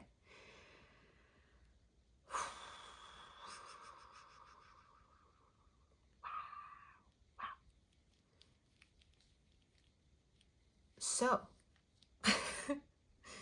we are going to a special little treat. Thank you for that, Crone. Whoa. I got no speeches. I got no speech. I'm speechless. I love you. That's what I've got. I love you. And I'm so proud of you. You are so powerful, my Agate Lady crew. And a little something that I have on my own Instagram bio, and it's a quote from Back to the Future. Where we're going, we don't need roads. And that's you. This moment is echoing through time and space and through the Akashic records, through me as a witness and through your guides and my own and the Crone, to say this energy is only delivered this way to the most powerful. Not to give you an ego trip at all, just to honor the power within you and let you step beyond the realm of hierarchies and gradients of success and greatness and perfection, to help you understand that you are all that is, all that ever was, and all that will ever be. I am that I am. That's you. And yeah, I'm like holding onto the table so I don't fall over. This is precisely why I sit on the floor. So, as a gift from my mother, we are going to be looking at the illustrated Herbiary, and we are going to be getting you an herb to work with, either spiritually or literally. Very exciting times. So thank you, Mama. Thank you, little readers, Mama. Please show us. Remembrance, rosemary. Wow, that is my favorite herb of all time. That is on page 156. That's awesome. Told you, sense of humor. Remembrance, rosemary. I shall read to you in true little reader form. Rosemary is the smell of déjà vu and the afterbreath of nostalgia. Her gift is the faint scent that teases and vanishes, leaving you longing for something you can't quite name, with memories that crest and crash, pulling you gasping into their undertow. In Victorian times, rosemary was said to say, "Remember me." This is but a small part of her magic. Rosemary can ease remembrance, softening sharp edges, or she can dredge the distant past, pulling up your DNA to bring forward the longings of lineage. Crush the leaves, hold them to your nose. The past is encoded into our cellular memory. Rosemary whispers, sink into the knowledge that lives in your bones. Let memory rise up from the body of your being. I'm getting full body chills. I don't know if you are, but if you are, we're one right now, you and me. And it's an honor. Oh, look, honoring ancestral memory. Okay. It's just magical, man. Rosemary's magic lies in her scent and the volatile oil hidden in her leaves. Science has affirmed that the smell of rosemary's essential oil enhances memory. Here's how it works. When you inhale rosemary, her vaporous oils cross through the mucous membranes in your nose and enter your bloodstream. Recall is significantly improved with rosemary flowing in your veins. You can get a good whiff of rosemary by crushing fresh leaves between your fingers or by rubbing a drop of rosemary essential oil between your palms. Then hold your hands over your nose and inhale for a few minutes. Notice how you feel. Here's a little assignment. Remembering your lineage. Connect with your ancestral past through free writing. Here's how. Grab a notebook and set a timer for 10 minutes. Below is a prompt to start you writing. After you read it, begin writing and don't stop until your timer goes off. I can almost guarantee that you'll feel silly or lost or confused for at least the first 3 minutes. You'll feel like you are making things up or that you don't know what to write. Keep writing. At a certain point, your ego will step aside, and that is when the magic happens. Here's your writing prompt. Dear name of ancestor, I'm working to deepen my ancestral ties. Is there anything you'd like to share with me? Now, start writing. Answering in the voice of your ancestor. Woo! You are made of memories. Rosemary whispers the memories of this lifetime, but she also reminds us of the kitchens of generations past and the scent of camphor mixing with sea air. Our DNA has traveled through millennia. When we think of memory, we focus on the people we ourselves have known, grandparents, great aunts, cousins twice removed. Our thoughts tend to be based on personalities, experiences, likes, or dislikes. Rosemary asks us to travel beyond those associations to feel for the memory that lives in the twisting threads of our chromosomes. This is what it means to honor our ancestors and to be rooted in our own history. What if your bones are ancient bedrock and your laugh the wild wind? What if you are not only an individual, but the present incarnation in a long lineage? Remember, memory is a complicated thing, a relative to truth, but not its twin. That's Barbara Kingsolver, Animal Dreams. So there, my beautiful agate lady crew, is your herb.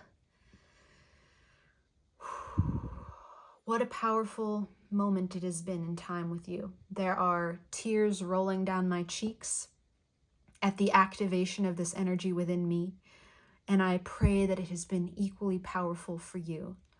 I'm sending you all the love I've got, all the usual requests. If you liked the video, please like it. If it moved you, please comment, because your comments move me. And if you would like a key to the Little Reader's house, please subscribe. I love you with every fiber of me, and the remembrance that you and I are one is one of the most treasured knowledges and truths that I've ever known. It's an honor to share space with you, and I am so, so deeply grateful for your work, your presence, and your brilliance. May you keep on shining the bright light that you are. And until we meet again, beautiful soul, bye for now.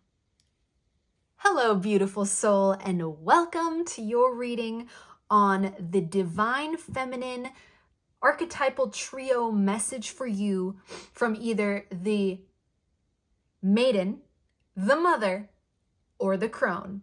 Now, spoiler alert, I happen to know who you are, my beautiful clear quartz crew. And you may not know if you just came straight here, saw this clear quartz and were like, that's me, baby, and dove in. So you may not know, but I know, because I have been there and done that, quite literally, with my gorgeous agate lady crew and my rainbow moonstone crew. So that is okay, though. We don't need mystery. I mean, there's still mystery for you, and we're going to honor that in this unfolding as I turn you over to the divine. That's just coming straight up. A message for you that has come through this reading, and I will say from which archetype it came once we reveal who you are, because I want to keep the mystery alive for you, darling, is the following. Why try to be anything other than what you are? Why try to be anything other than what you are? It's a question to contemplate. It comes through this new moon in Virgo on September 14th, 2023. Although this is a timeless reading, echoing across all of time, always relevant, that is when the message came through in history, burst through the Akashic records, straight to your beautiful heart. So my gorgeous, clear quartz crew, we're going to dive in. I'm going to set you down right over here. But before I do that, I just want to ask you if you know how worthy of love you are. If you know that above all else, you deserve more love, more and more and more, never less, to be celebrated and rewarded and honored and seen, to be heard and danced with and taken on journeys and explored and shared and shown and also protected and covered. You are love incarnate and so very worthy of it, and I honor you and am grateful for you, and I thank you. And now that I know that you know, I can set you down in peace. So, drum roll, please. Yeah, that was a thing. You are being spoken to by the Maiden. La la la la. That's just coming out. We're just rolling with it. Now I can tell you some things. Woo! Glad we got that off our chest. So the Crone is the one who delivered the message about why try to be anything other than you are. And the Crone's message goes to all of us. You are being spoken to by the Maiden, and you may associate with this energy. It doesn't matter how you identify gender-wise. It doesn't matter your age. Nothing about your individual persona needs to fit with this archetype for it to be totally relevant for you today. Totally the message that you are blessed to align with, blessed to hear in order to expand, elevate, and explore more of your integration on this third dimensional plane. So here we have an energy check, and it's going to tell me a little bit about the lesson you're learning, the energy you're in, and then for you got two little pieces of advice or message right off the bat from Spirit. So let's take a look, my gorgeous clear quartz crew, and see what is what, as the kids say. I'm sure they don't say that, but that's cool. We do. Strength. Gorgeous. The first thing that gets me is the symmetry of this card. Inner strength, courage, power, protection. It's interesting because I get some symmetry in this card as well. Symmetry comes through immediately. Happy, happy. Wow, beautiful. Chords, unfulfilled desires, people you admire, what you think you should do. Like your hair, some things need a regular trim. And connection. Wow, look at how these two, did we say symmetry? Look at how they go together. Connection, meeting yourself in another and or in your work. Communion, collaboration. Quiet collectives exist. They are wonderful for your soul. Oh, my beautiful clear quartz crew. Your energy. It's like sipping from pure waters. And I have the desire to take all my clothes off, all of my rings, all of my jewelry. You can't see it, but it's there. And just bask in your essence, in your energy. With this happy, happy, it tells me that your spirit is buoyant.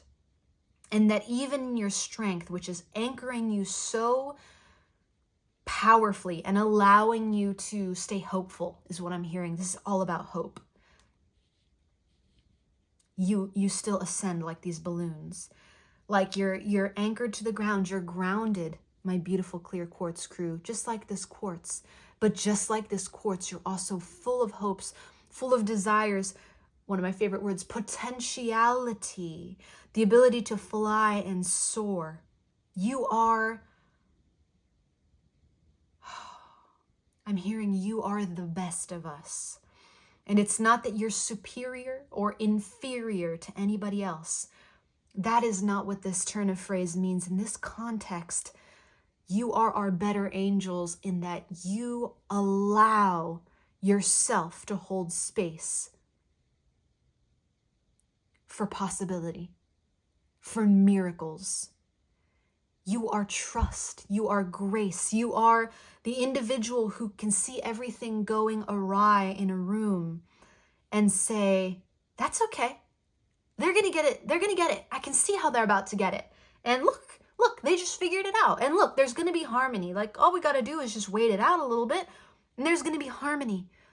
Oh, my beautiful clear quartz crew, thank you. Thank you so much. The Maiden thanks you. I thank you. What a beautiful energy of seeing the best in people, believing for the best, staying optimistic, knowing that even though you don't have everything that you want and everything that you so richly deserve, my beautiful clear quartz crew, you are still worthy. You still stand in trust. You are faithful. You are loyal to your own integrity, to the knowing. And it is an energy that makes me want to weep, which is great because I was just weeping with my beautiful Agate lady crew. Spoiler alert, that was my Crone crew. And here I am wanting to weep again at the beauty.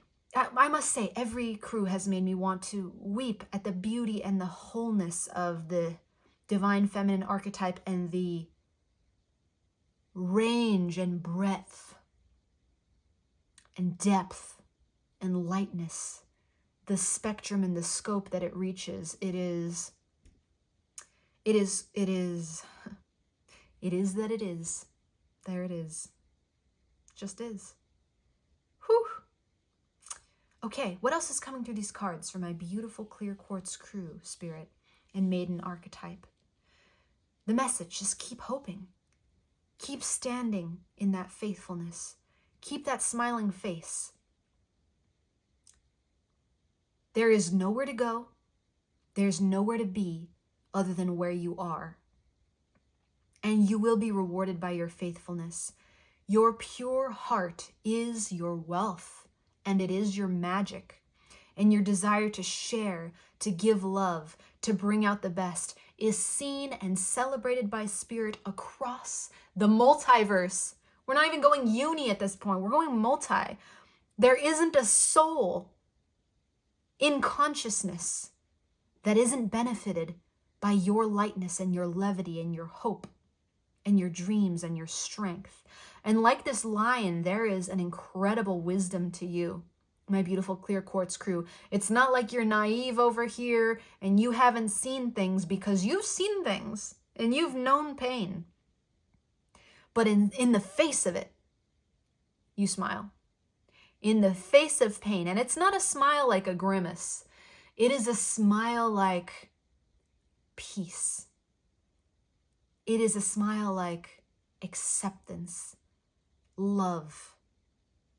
And so here what I'm feeling for you, my beautiful clear quartz crew, that the maiden archetype wants to give to you is to fill you back up, to fill your cup, to not to give advice, not to preach, not to proselytize, not to set straight, not to say, okay, you're doing great over here, but now you got to do this over here. Like it's all love, baby. It's all nectar, sweet, sweet nectar. And this maiden archetype wants to put its hands, its non-physical hands, over you. Touch your head, take your headache away. Touch the back of your neck and your shoulders and melt the stress away. Put a hand over your heart and say, oh my goodness, this is very biblical, but well done, good and faithful servant. You are rewarded. Your spirit is both a reward to perceive and a reward to receive. You will be receiving. And it doesn't want to promise you all kinds of magic. Okay, that wasn't what I was meaning to say, but let's keep it in there. It doesn't want to promise you all kinds of magic and all kinds of manifestations and like, oh yeah, you're going to get your this or your that or your this or your that. It's not about that. The Maiden archetype wants to celebrate the purity of your soul, the purity of your spirit, and how that is an intrinsic reward. And I want to ask you, just like a sidebar from the little reader here, got to insert myself sometimes. How the heck did you get like this, my beautiful clear quartz crew? Where does this come from? Sorry, that was like a little bit aggressive. Sorry. Where does this come from? Like where has this wisdom, this ease, this gentleness, this flow like cotton candy mixed with the feathers and a butterfly's wing and the petals of a flower and the last orange and purple embers of the sunset and the first glow of the sunrise? Where did you get this? How are you tapping into this, my beautiful clear quartz crew? Let me know, please, because I'll have some of what you're doing. You are nectar. That's what you are. And you're standing. Let's go a little egoic, because this is all, I understand that this is all very high level, subtle. But I really want to slam us with some third dimensional things so that our egos can pop up for just a second and be like, oh yeah, that's me. And then like, kind of go back to wherever they're currently chilling. Yeah, your inner child, that's the thing. It's so strong. It's so nourished. It's so nurtured that I just want to take your hand and run off into the forest with you. And then we discover fairies' houses and we go on a whole adventure and it's a whole thing. Like I can already see it. But third dimensional reality stuff real quick to validate the third dimensional journey. You may be in a hallway right now in life. The door before you closed. The door behind you closed. You feel it, but you're not in agony. You're looking out the window. You found things to do in the hallway. And you know that the door is going to open when it's time for the door to open. And yet, you rise. That's interesting. Kind of like these balloons. Still you rise. Maya Angelou, shout out, hello, and thank you. You're rising.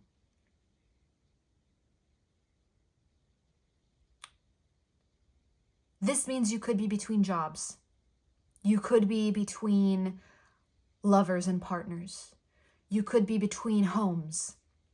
There's a feeling of being in between here, but being at peace, in strength. You know you're evolving. You feel that. You feel it keenly. And yet, you're doing so with so much grace that people, like the little reader, are looking at you and going, how the heaven are they doing that? How the heaven is it that every time I turn my head and then look back, you've done something effortlessly. Your petals have opened further. You've bloomed again. You're the never-ending bloomage. You're like if there's an eternal, immortal flower that remains bloomed. And you don't do it by putting any pressure on yourself, and it has nothing to do. We're so far removed from ego right now that I'm struggling to remember simple third dimensional things like faces and bodies and like facial expressions. We're very etheric right now. So it's difficult for me to relate this as an intermediary back to the third dimension because this is such subtle and high level energy with so much nuance and grace to it that we don't typically feel here in our anchored denseness. But what I'm getting here is effortless flow. And even though your egoic self may not feel that, this is so funny. I'm hearing 3 sheets to the wind, like when someone's really drunk and they've gone beyond. Like there is a sort of drunkenness here of being drunk on the nectar of the miracle of life. Like effortless bliss, like a Zen master who has, and that's so funny because we're using the Osho Tarot as your tarot deck, but like a Zen master who has had a sip of Amrita, or like the nectar of the gods. Some may say it comes from the pineal gland. Some may say, nay.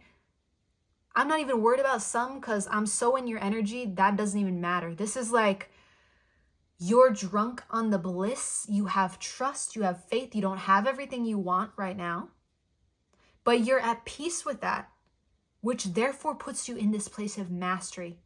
And I will tell you, my beautiful clear quartz crew, this is for the little reader's mind.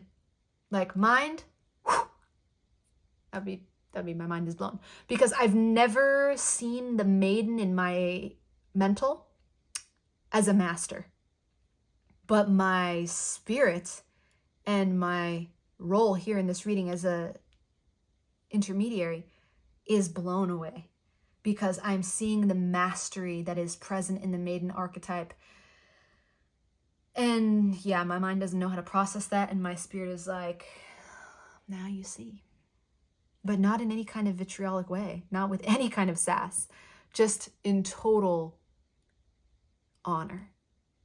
So if this is you and you're resonating with this, then let's get into the tarot and get direct message and advice from the maiden archetype. I can't imagine what's going to come out, because I simply, again, my mental is blown. It's no longer functioning at this time, which is great.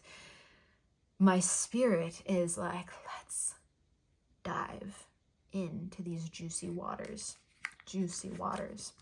So you tell me, my beautiful clear quartz crew, what does this look like in a human being? Because you're human. I mean, there's a very good chance that you're human. I know it's not guaranteed for all of my viewers, but many of them watch these videos through their technology and have access to keyboard. And you can let me know, what does it feel like to be you? How are you relating to this energy right now? How does this manifest in you? I'm also getting like a plant medicine. And I can see that some individuals who work with the cannabis flower reach this maiden state. Oh my goodness, that is so funny. Okay, the maiden archetype is embedded in the cannabis flower, is what I'm being told. And I didn't actually know that, but it makes perfect sense. And we may have to explore that in depth in another reading at some point. Let me know if that's something you'd like to see. But I almost feel as if I have used the cannabis medicine, which I have not. I am feeling the very same effects on my mind. Soothing. And when I say that, I mean it may not manifest the same in every mind, because every mind is different and every mind has processes and responds to every substance differently, which just makes us so unique and special. But let's say on a great day, when the mind is fully able to receive the medicine without any kind of resistance or fear, the effect is like very much like this. Yeah, and I'm just hoping you understand what I'm saying, beautiful clear quartz crew, because the little reader cannot wrap her head around this. So we bring in an accent. When in doubt, accent it out. But yeah, let me know. What does it feel like to be you? I gotta learn. So beautiful maiden archetype, show us now your message for my clear quartz crew, as well as your advice. Your message and your advice, please. And it's so gentle, so graceful. Look at that ripeness there at the bottom. It's in one way putting me to sleep, and in another way making me incredibly alert. And we like. Beautiful. 3, or do we do? Yes, we do 4. Oh, yeah, we do 5. What am I saying? And then next we're gonna go with our advice piece. More spread out, interestingly. I wondered when, and here it is with the symmetry. I was wondering if we were ever going to have symmetry in any crew, because with both the message and the advice components, it's been different numbers for every crew so far. But here I believe we have 5 and 5, which it brings home. Symmetry is a message here, my beautiful clear quartz crew. And it's not the translation. What I'm getting with this reading is that the verbal translation may be rocky because of the subtlety of this energy, but the transmission of the energy is still coming through. So you and I are still co-creating a reading together. We're still having a magical moment that is got its psychosomatic and physical and mental and spiritual essences charged up and making changes in the cells of our body. But it's less about the talking and more about the being with it. This energy could very much go quiet and never say another word. So I, as an intermediary, am pulling, I'm trying to pull out the verbalization of what this feels like, because it's like I'm picturing a face with a lotus over the mouth. And it's so funny. It's like, little reader, just be quiet. So I'm just going to be quiet as I flip these cards, and then I'll start talking again in a moment.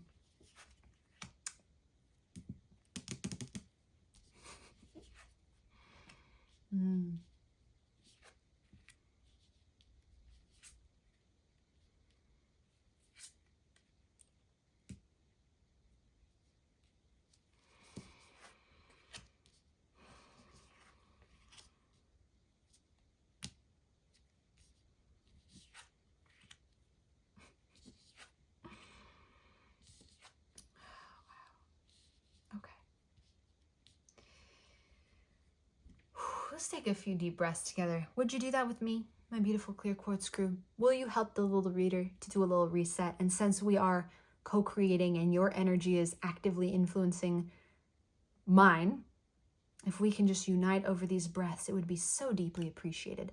Let's do 3 deep breaths, starting by exhaling all the air out of our lungs. Then a deep belly inhale.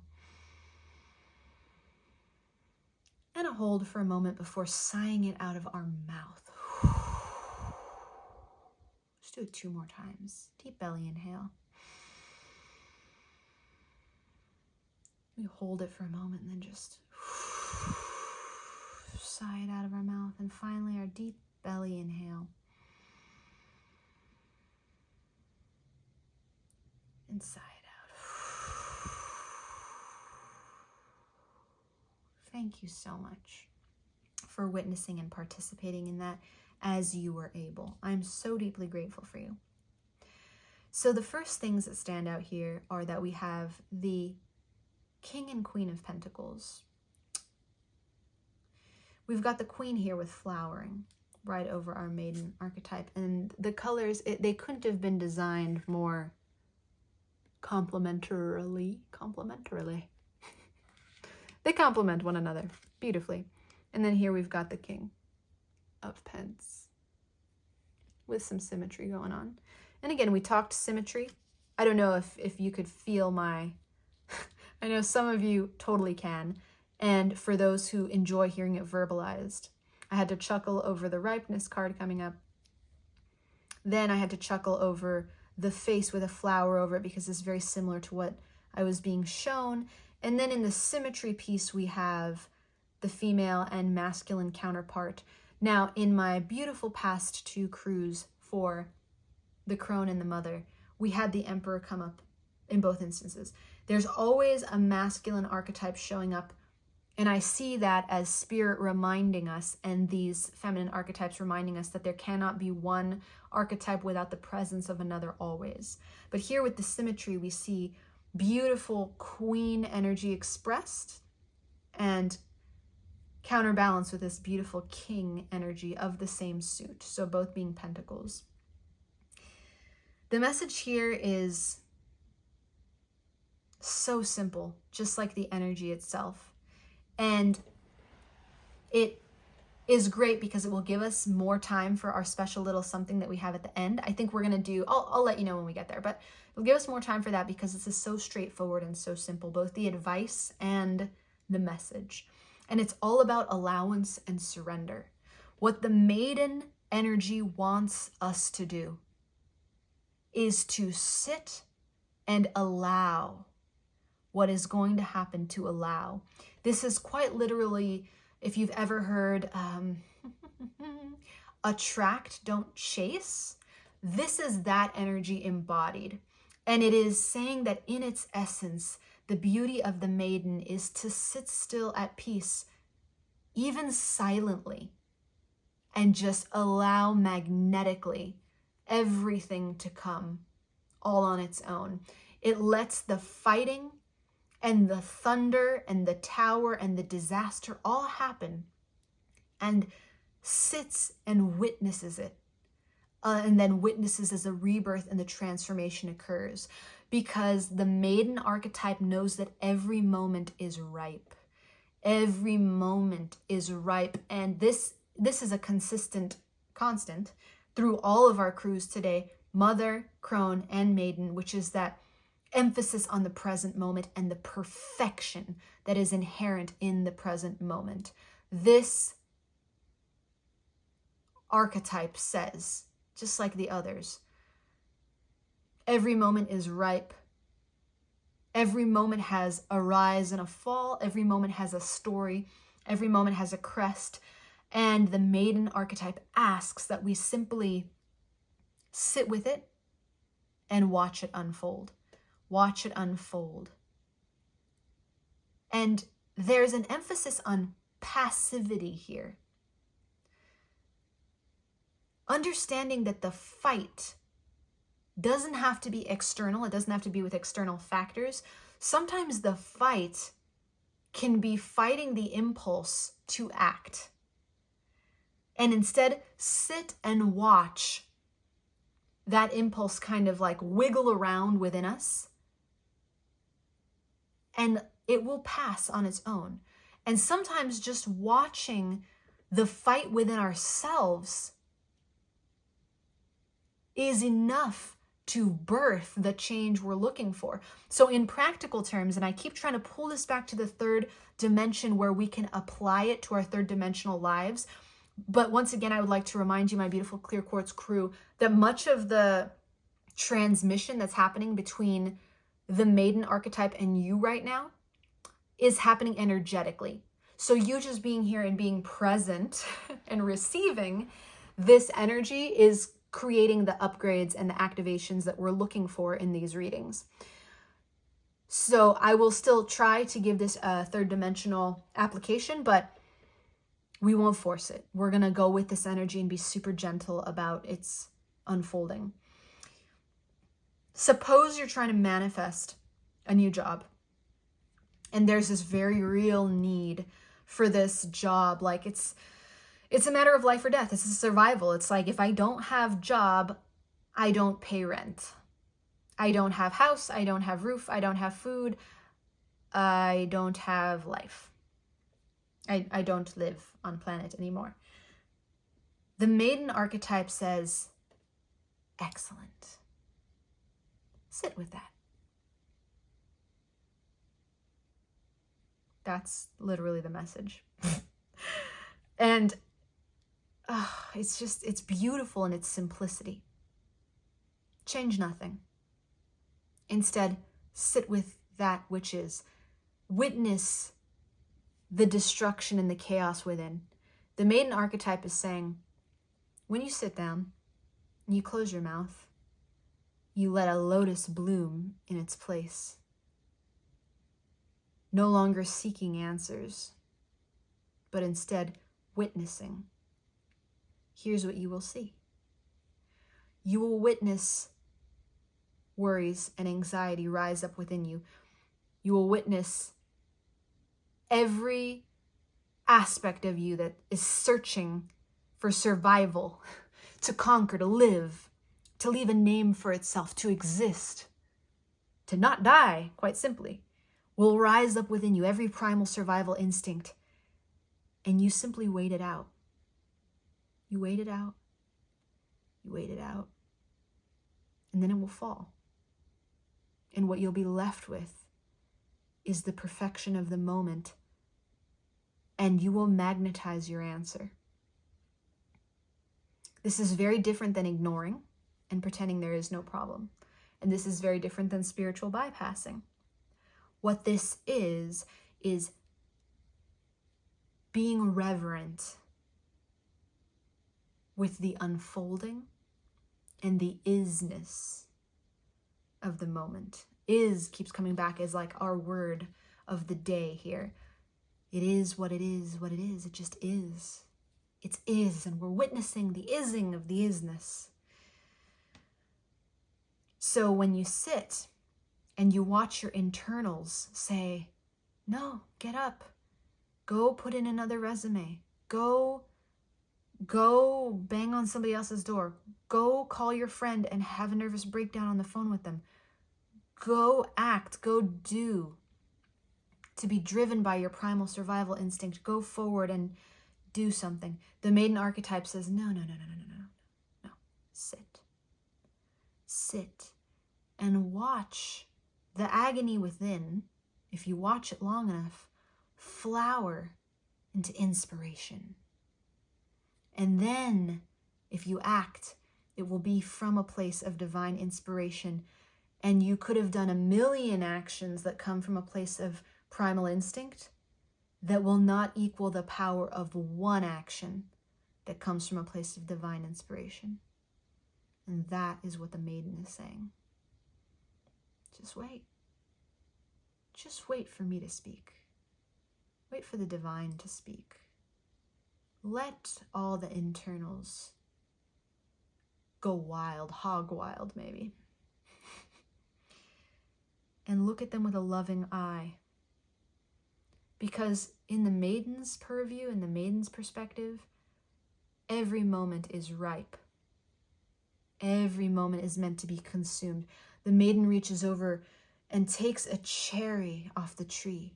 And while others are running their mouth and worrying and doing and having all the action, she slips the cherry into her mouth and she sucks the fruit off. She spits the seed or gently places it in the ground where another tree blooms. And she waits. And that tree blooms, brings more cherries. And another tree blooms and brings more cherries. And she's never out of sustenance. She's never out of shade. She's never out of shelter. She just is. And she would like us to tap into, my beautiful clear quartz crew, the abundance and isness and juiciness and perfection of this present moment, exactly as it is, and know that all answers will come. And you're already so there. Like, my goodness, I need to know more. Please teach me your ways. Please. Put the resources. How did you get this way? How did you get this way? Put it down below, please. Here we see it again with the trees. So we've got the Two of Cups, we've got new vision, we've got abundance and the Fool, and the Stress card here. And it's funny because this gentleman on a balloon kind of reminds me of this. The imagery here. She's got balloons. He's on a balloon. He's got 1 foot up. She's got 1 foot up. And it's like there are two ways to do this life. We can either do it like this, happy, happy, or we can do it like this, stressed. And what the Maiden asks, very simply, is that we do it like this. And that reminds me of Tina Turner. A beautiful, beautiful archetype in so many ways of power. In Proud Mary, talks about we can do it rough or we can do it easy. Now, Tina goes rough and easy. She does both. The Maiden asks that we go easy. And then when we want to do it rough for fun, we can. But the rough never has to be stress. It's like, again, we do it for fun. It's just this juicy energy, juicy like a cherry, of taking in the sweetness, the nectar in every moment and knowing there's an endless supply. And that wrong is really a judgment call that never has to be made. Like, this is wrong. That's wrong. Wrong for me. Wrong, wrong, wrong. Yes, very realistically, my beautiful clear quartz crew, let's not get our heads up our spiritual asses. There may be things that are wrong for you in your life. You might be in the wrong relationship. You might be in the wrong job because it doesn't align with your heart space, heart center. What the Maiden archetype is asking that you do is not tuck your head in the sand, but instead with eyes wide open, witness all that is wrong and witness it and acknowledge it, but understand that it is going to change simply by virtue of being seen, unconditionally seen. Then you can dance into that new beginning, because in the quietness of your witnessing, the answer comes for your next step. And then once again, one step taken in divine inspiration is far greater than a million steps taken out of a panic place of, I gotta, one step divinely inspired, right off a cliff, is enough to change your life. Enough to change your life. And the maiden says, wait and witness. And then I'm going to give you that step. I'm going to give you that direction. I'm going to bring it to you in your meditation. I'm going to bring it to you in your dreams. I'm going to bring it to you when you devote time to showing up for me, to sit with me and be with the moment. And then I'm going to bring you that step, and you're going to take it. And you're going to get where you need to go, where your heart wants you to go. The compass is your heart, my beautiful clear quartz crew. It's not the mind. And that's to be emphasized here. We saw it briefly here. Quartz, unfulfilled desires, people you admire, what you think you should do. Not about the mind. This is about the heart. And even better if you have no idea, which some of you, my beautiful clear quartz crew, don't.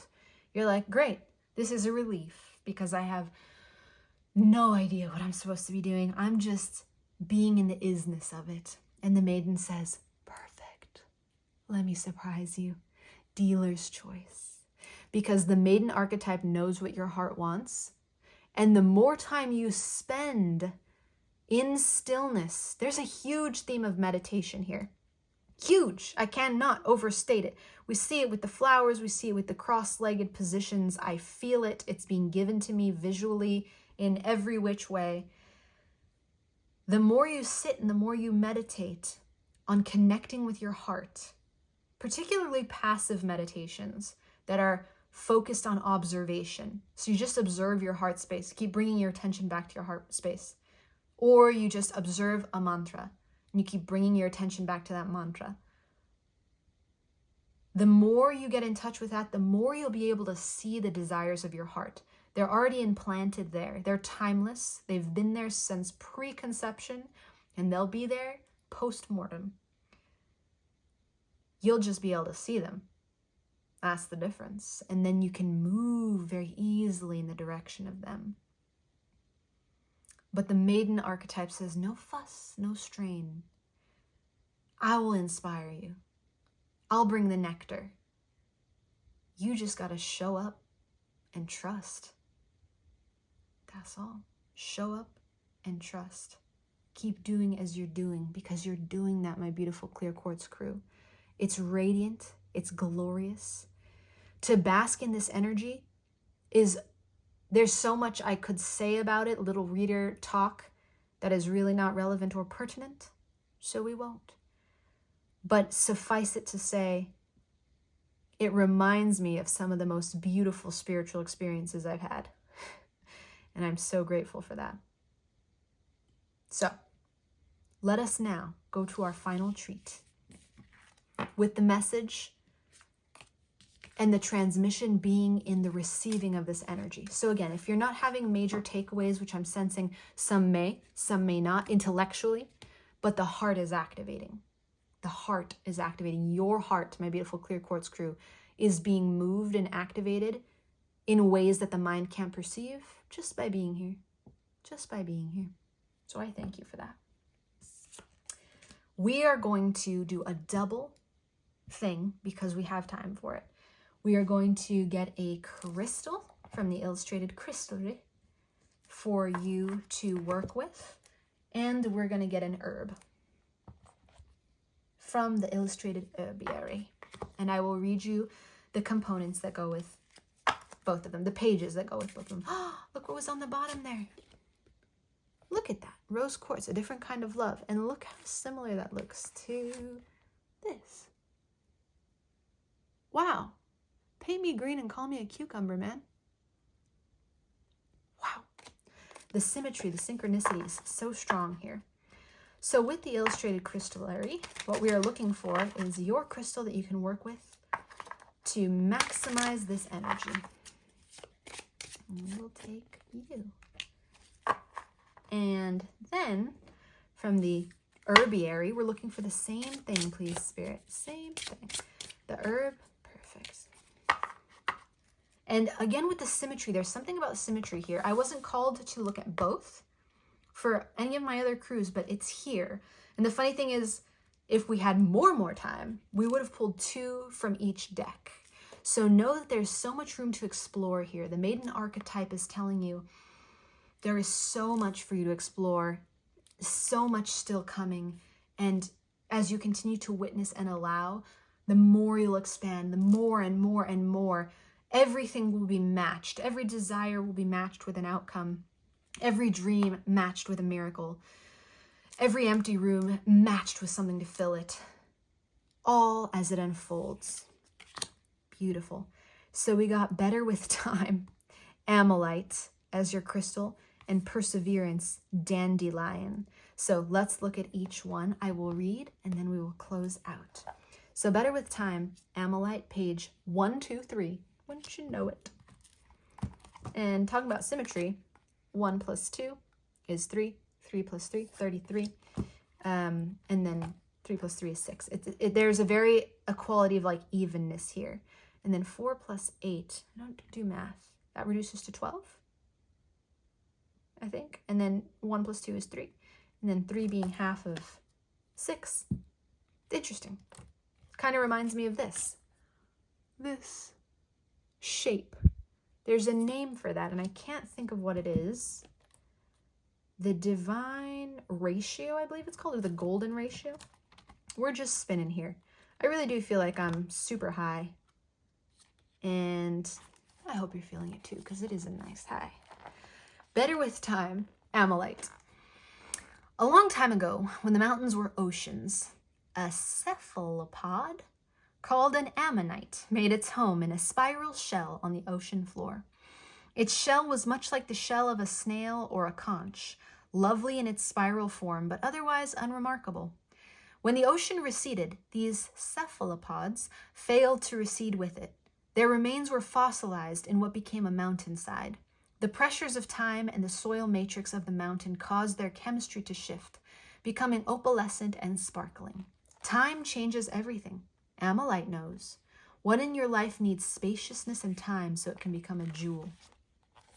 Exploring your cycles. Like the nautilus shape of the ammonite shell, our lives are an ever-expanding spiral. We pass through the same lessons, growing and expanding with each return. These become the core themes of our life, as well as opportunities for growth. In the midst of a cycle, it can be hard to see your own patterns. In retrospect, we can often come to greater understanding. Begin by making a timeline. Choose to chart your mental, physical, emotional, or spiritual growth. Starting at your birth, note significant events relating to your chosen area of inquiry. When you have a thorough list, go back and look for patterns. Repeat this exercise for various aspects of your life. Compare and overlay these timelines to reveal new patterns. The reflection is transmutation.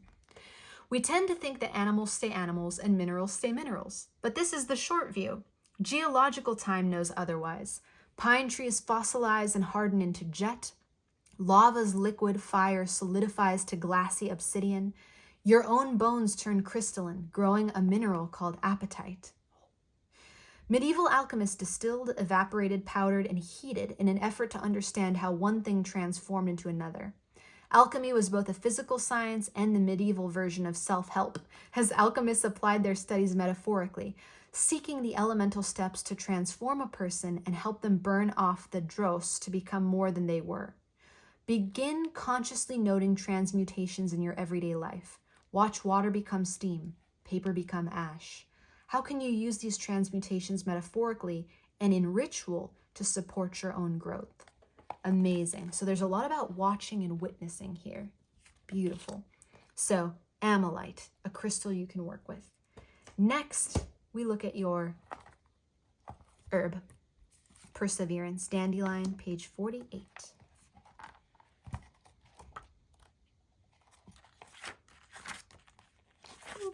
Ah, beautiful.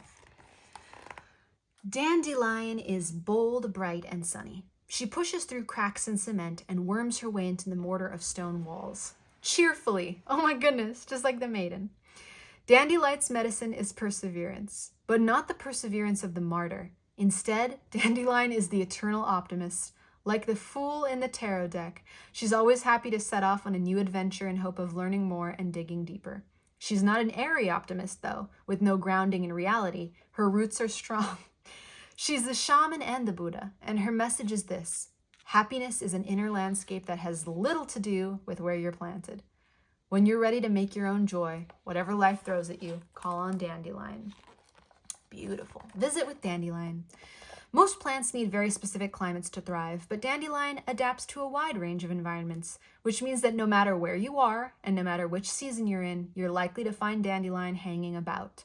If you're feeling the pull of Dandelion medicine, head out for a walk and see if you can spot this golden weed in the wild. Urban or rural, it doesn't matter.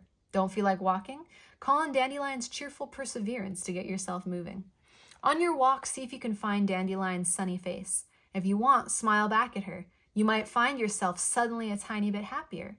Notice where she's growing and what she has to overcome to thrive there.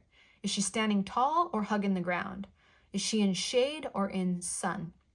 Does she grow through soil or rock or concrete? What can you learn from your observations? Finally, notice whether you come home from your visit with Dandelion feeling a bit more able to handle the ups and downs of modern life. And finally, the reflection, learning to adapt. Dandelion does this amazing thing. When she grows on a lawn that's mowed regularly, she stays short so her flowers pass under the mower's blades. How can you, like Dandelion, adapt to the world around you? What little change can you make that will allow you to thrive in your current situation? If your mood turns sour and you're unable to maintain Dandelion's cheerfulness, ask yourself whether you need a mood adjustment or whether you're pushing up against an obstacle that's taking you off your true path. Remember, perseverance isn't about putting up with untenable situations. It's about knowing the difference between that which is difficult but doable and that which is simply unhealthy for your soul. Beautiful. I think that encapsulates these messages so very well. And I thank Mama of the Little Reader for providing those books for us today. Beautiful soul is Mama of the Little Reader, and we honor her here as well. So my beautiful Clear Quartz crew, that is where we are calling it on this fine new moon in Virgo day. I am sending you all the love I've got and then some, and am in so much gratitude for all that you are and all that you do. The usuals. If you liked this visual, that too, but this video, please press like. Please comment and tell me every little thing about you, if you'd like, because the comments give me major life. And finally, if you'd like a key to the Little Reader's house so you can come back anytime you want, that's a door opening and you coming in, please subscribe because my house is your house and I love to have you here. Until we meet again, my beautiful Clear Quartz crew, bye for now.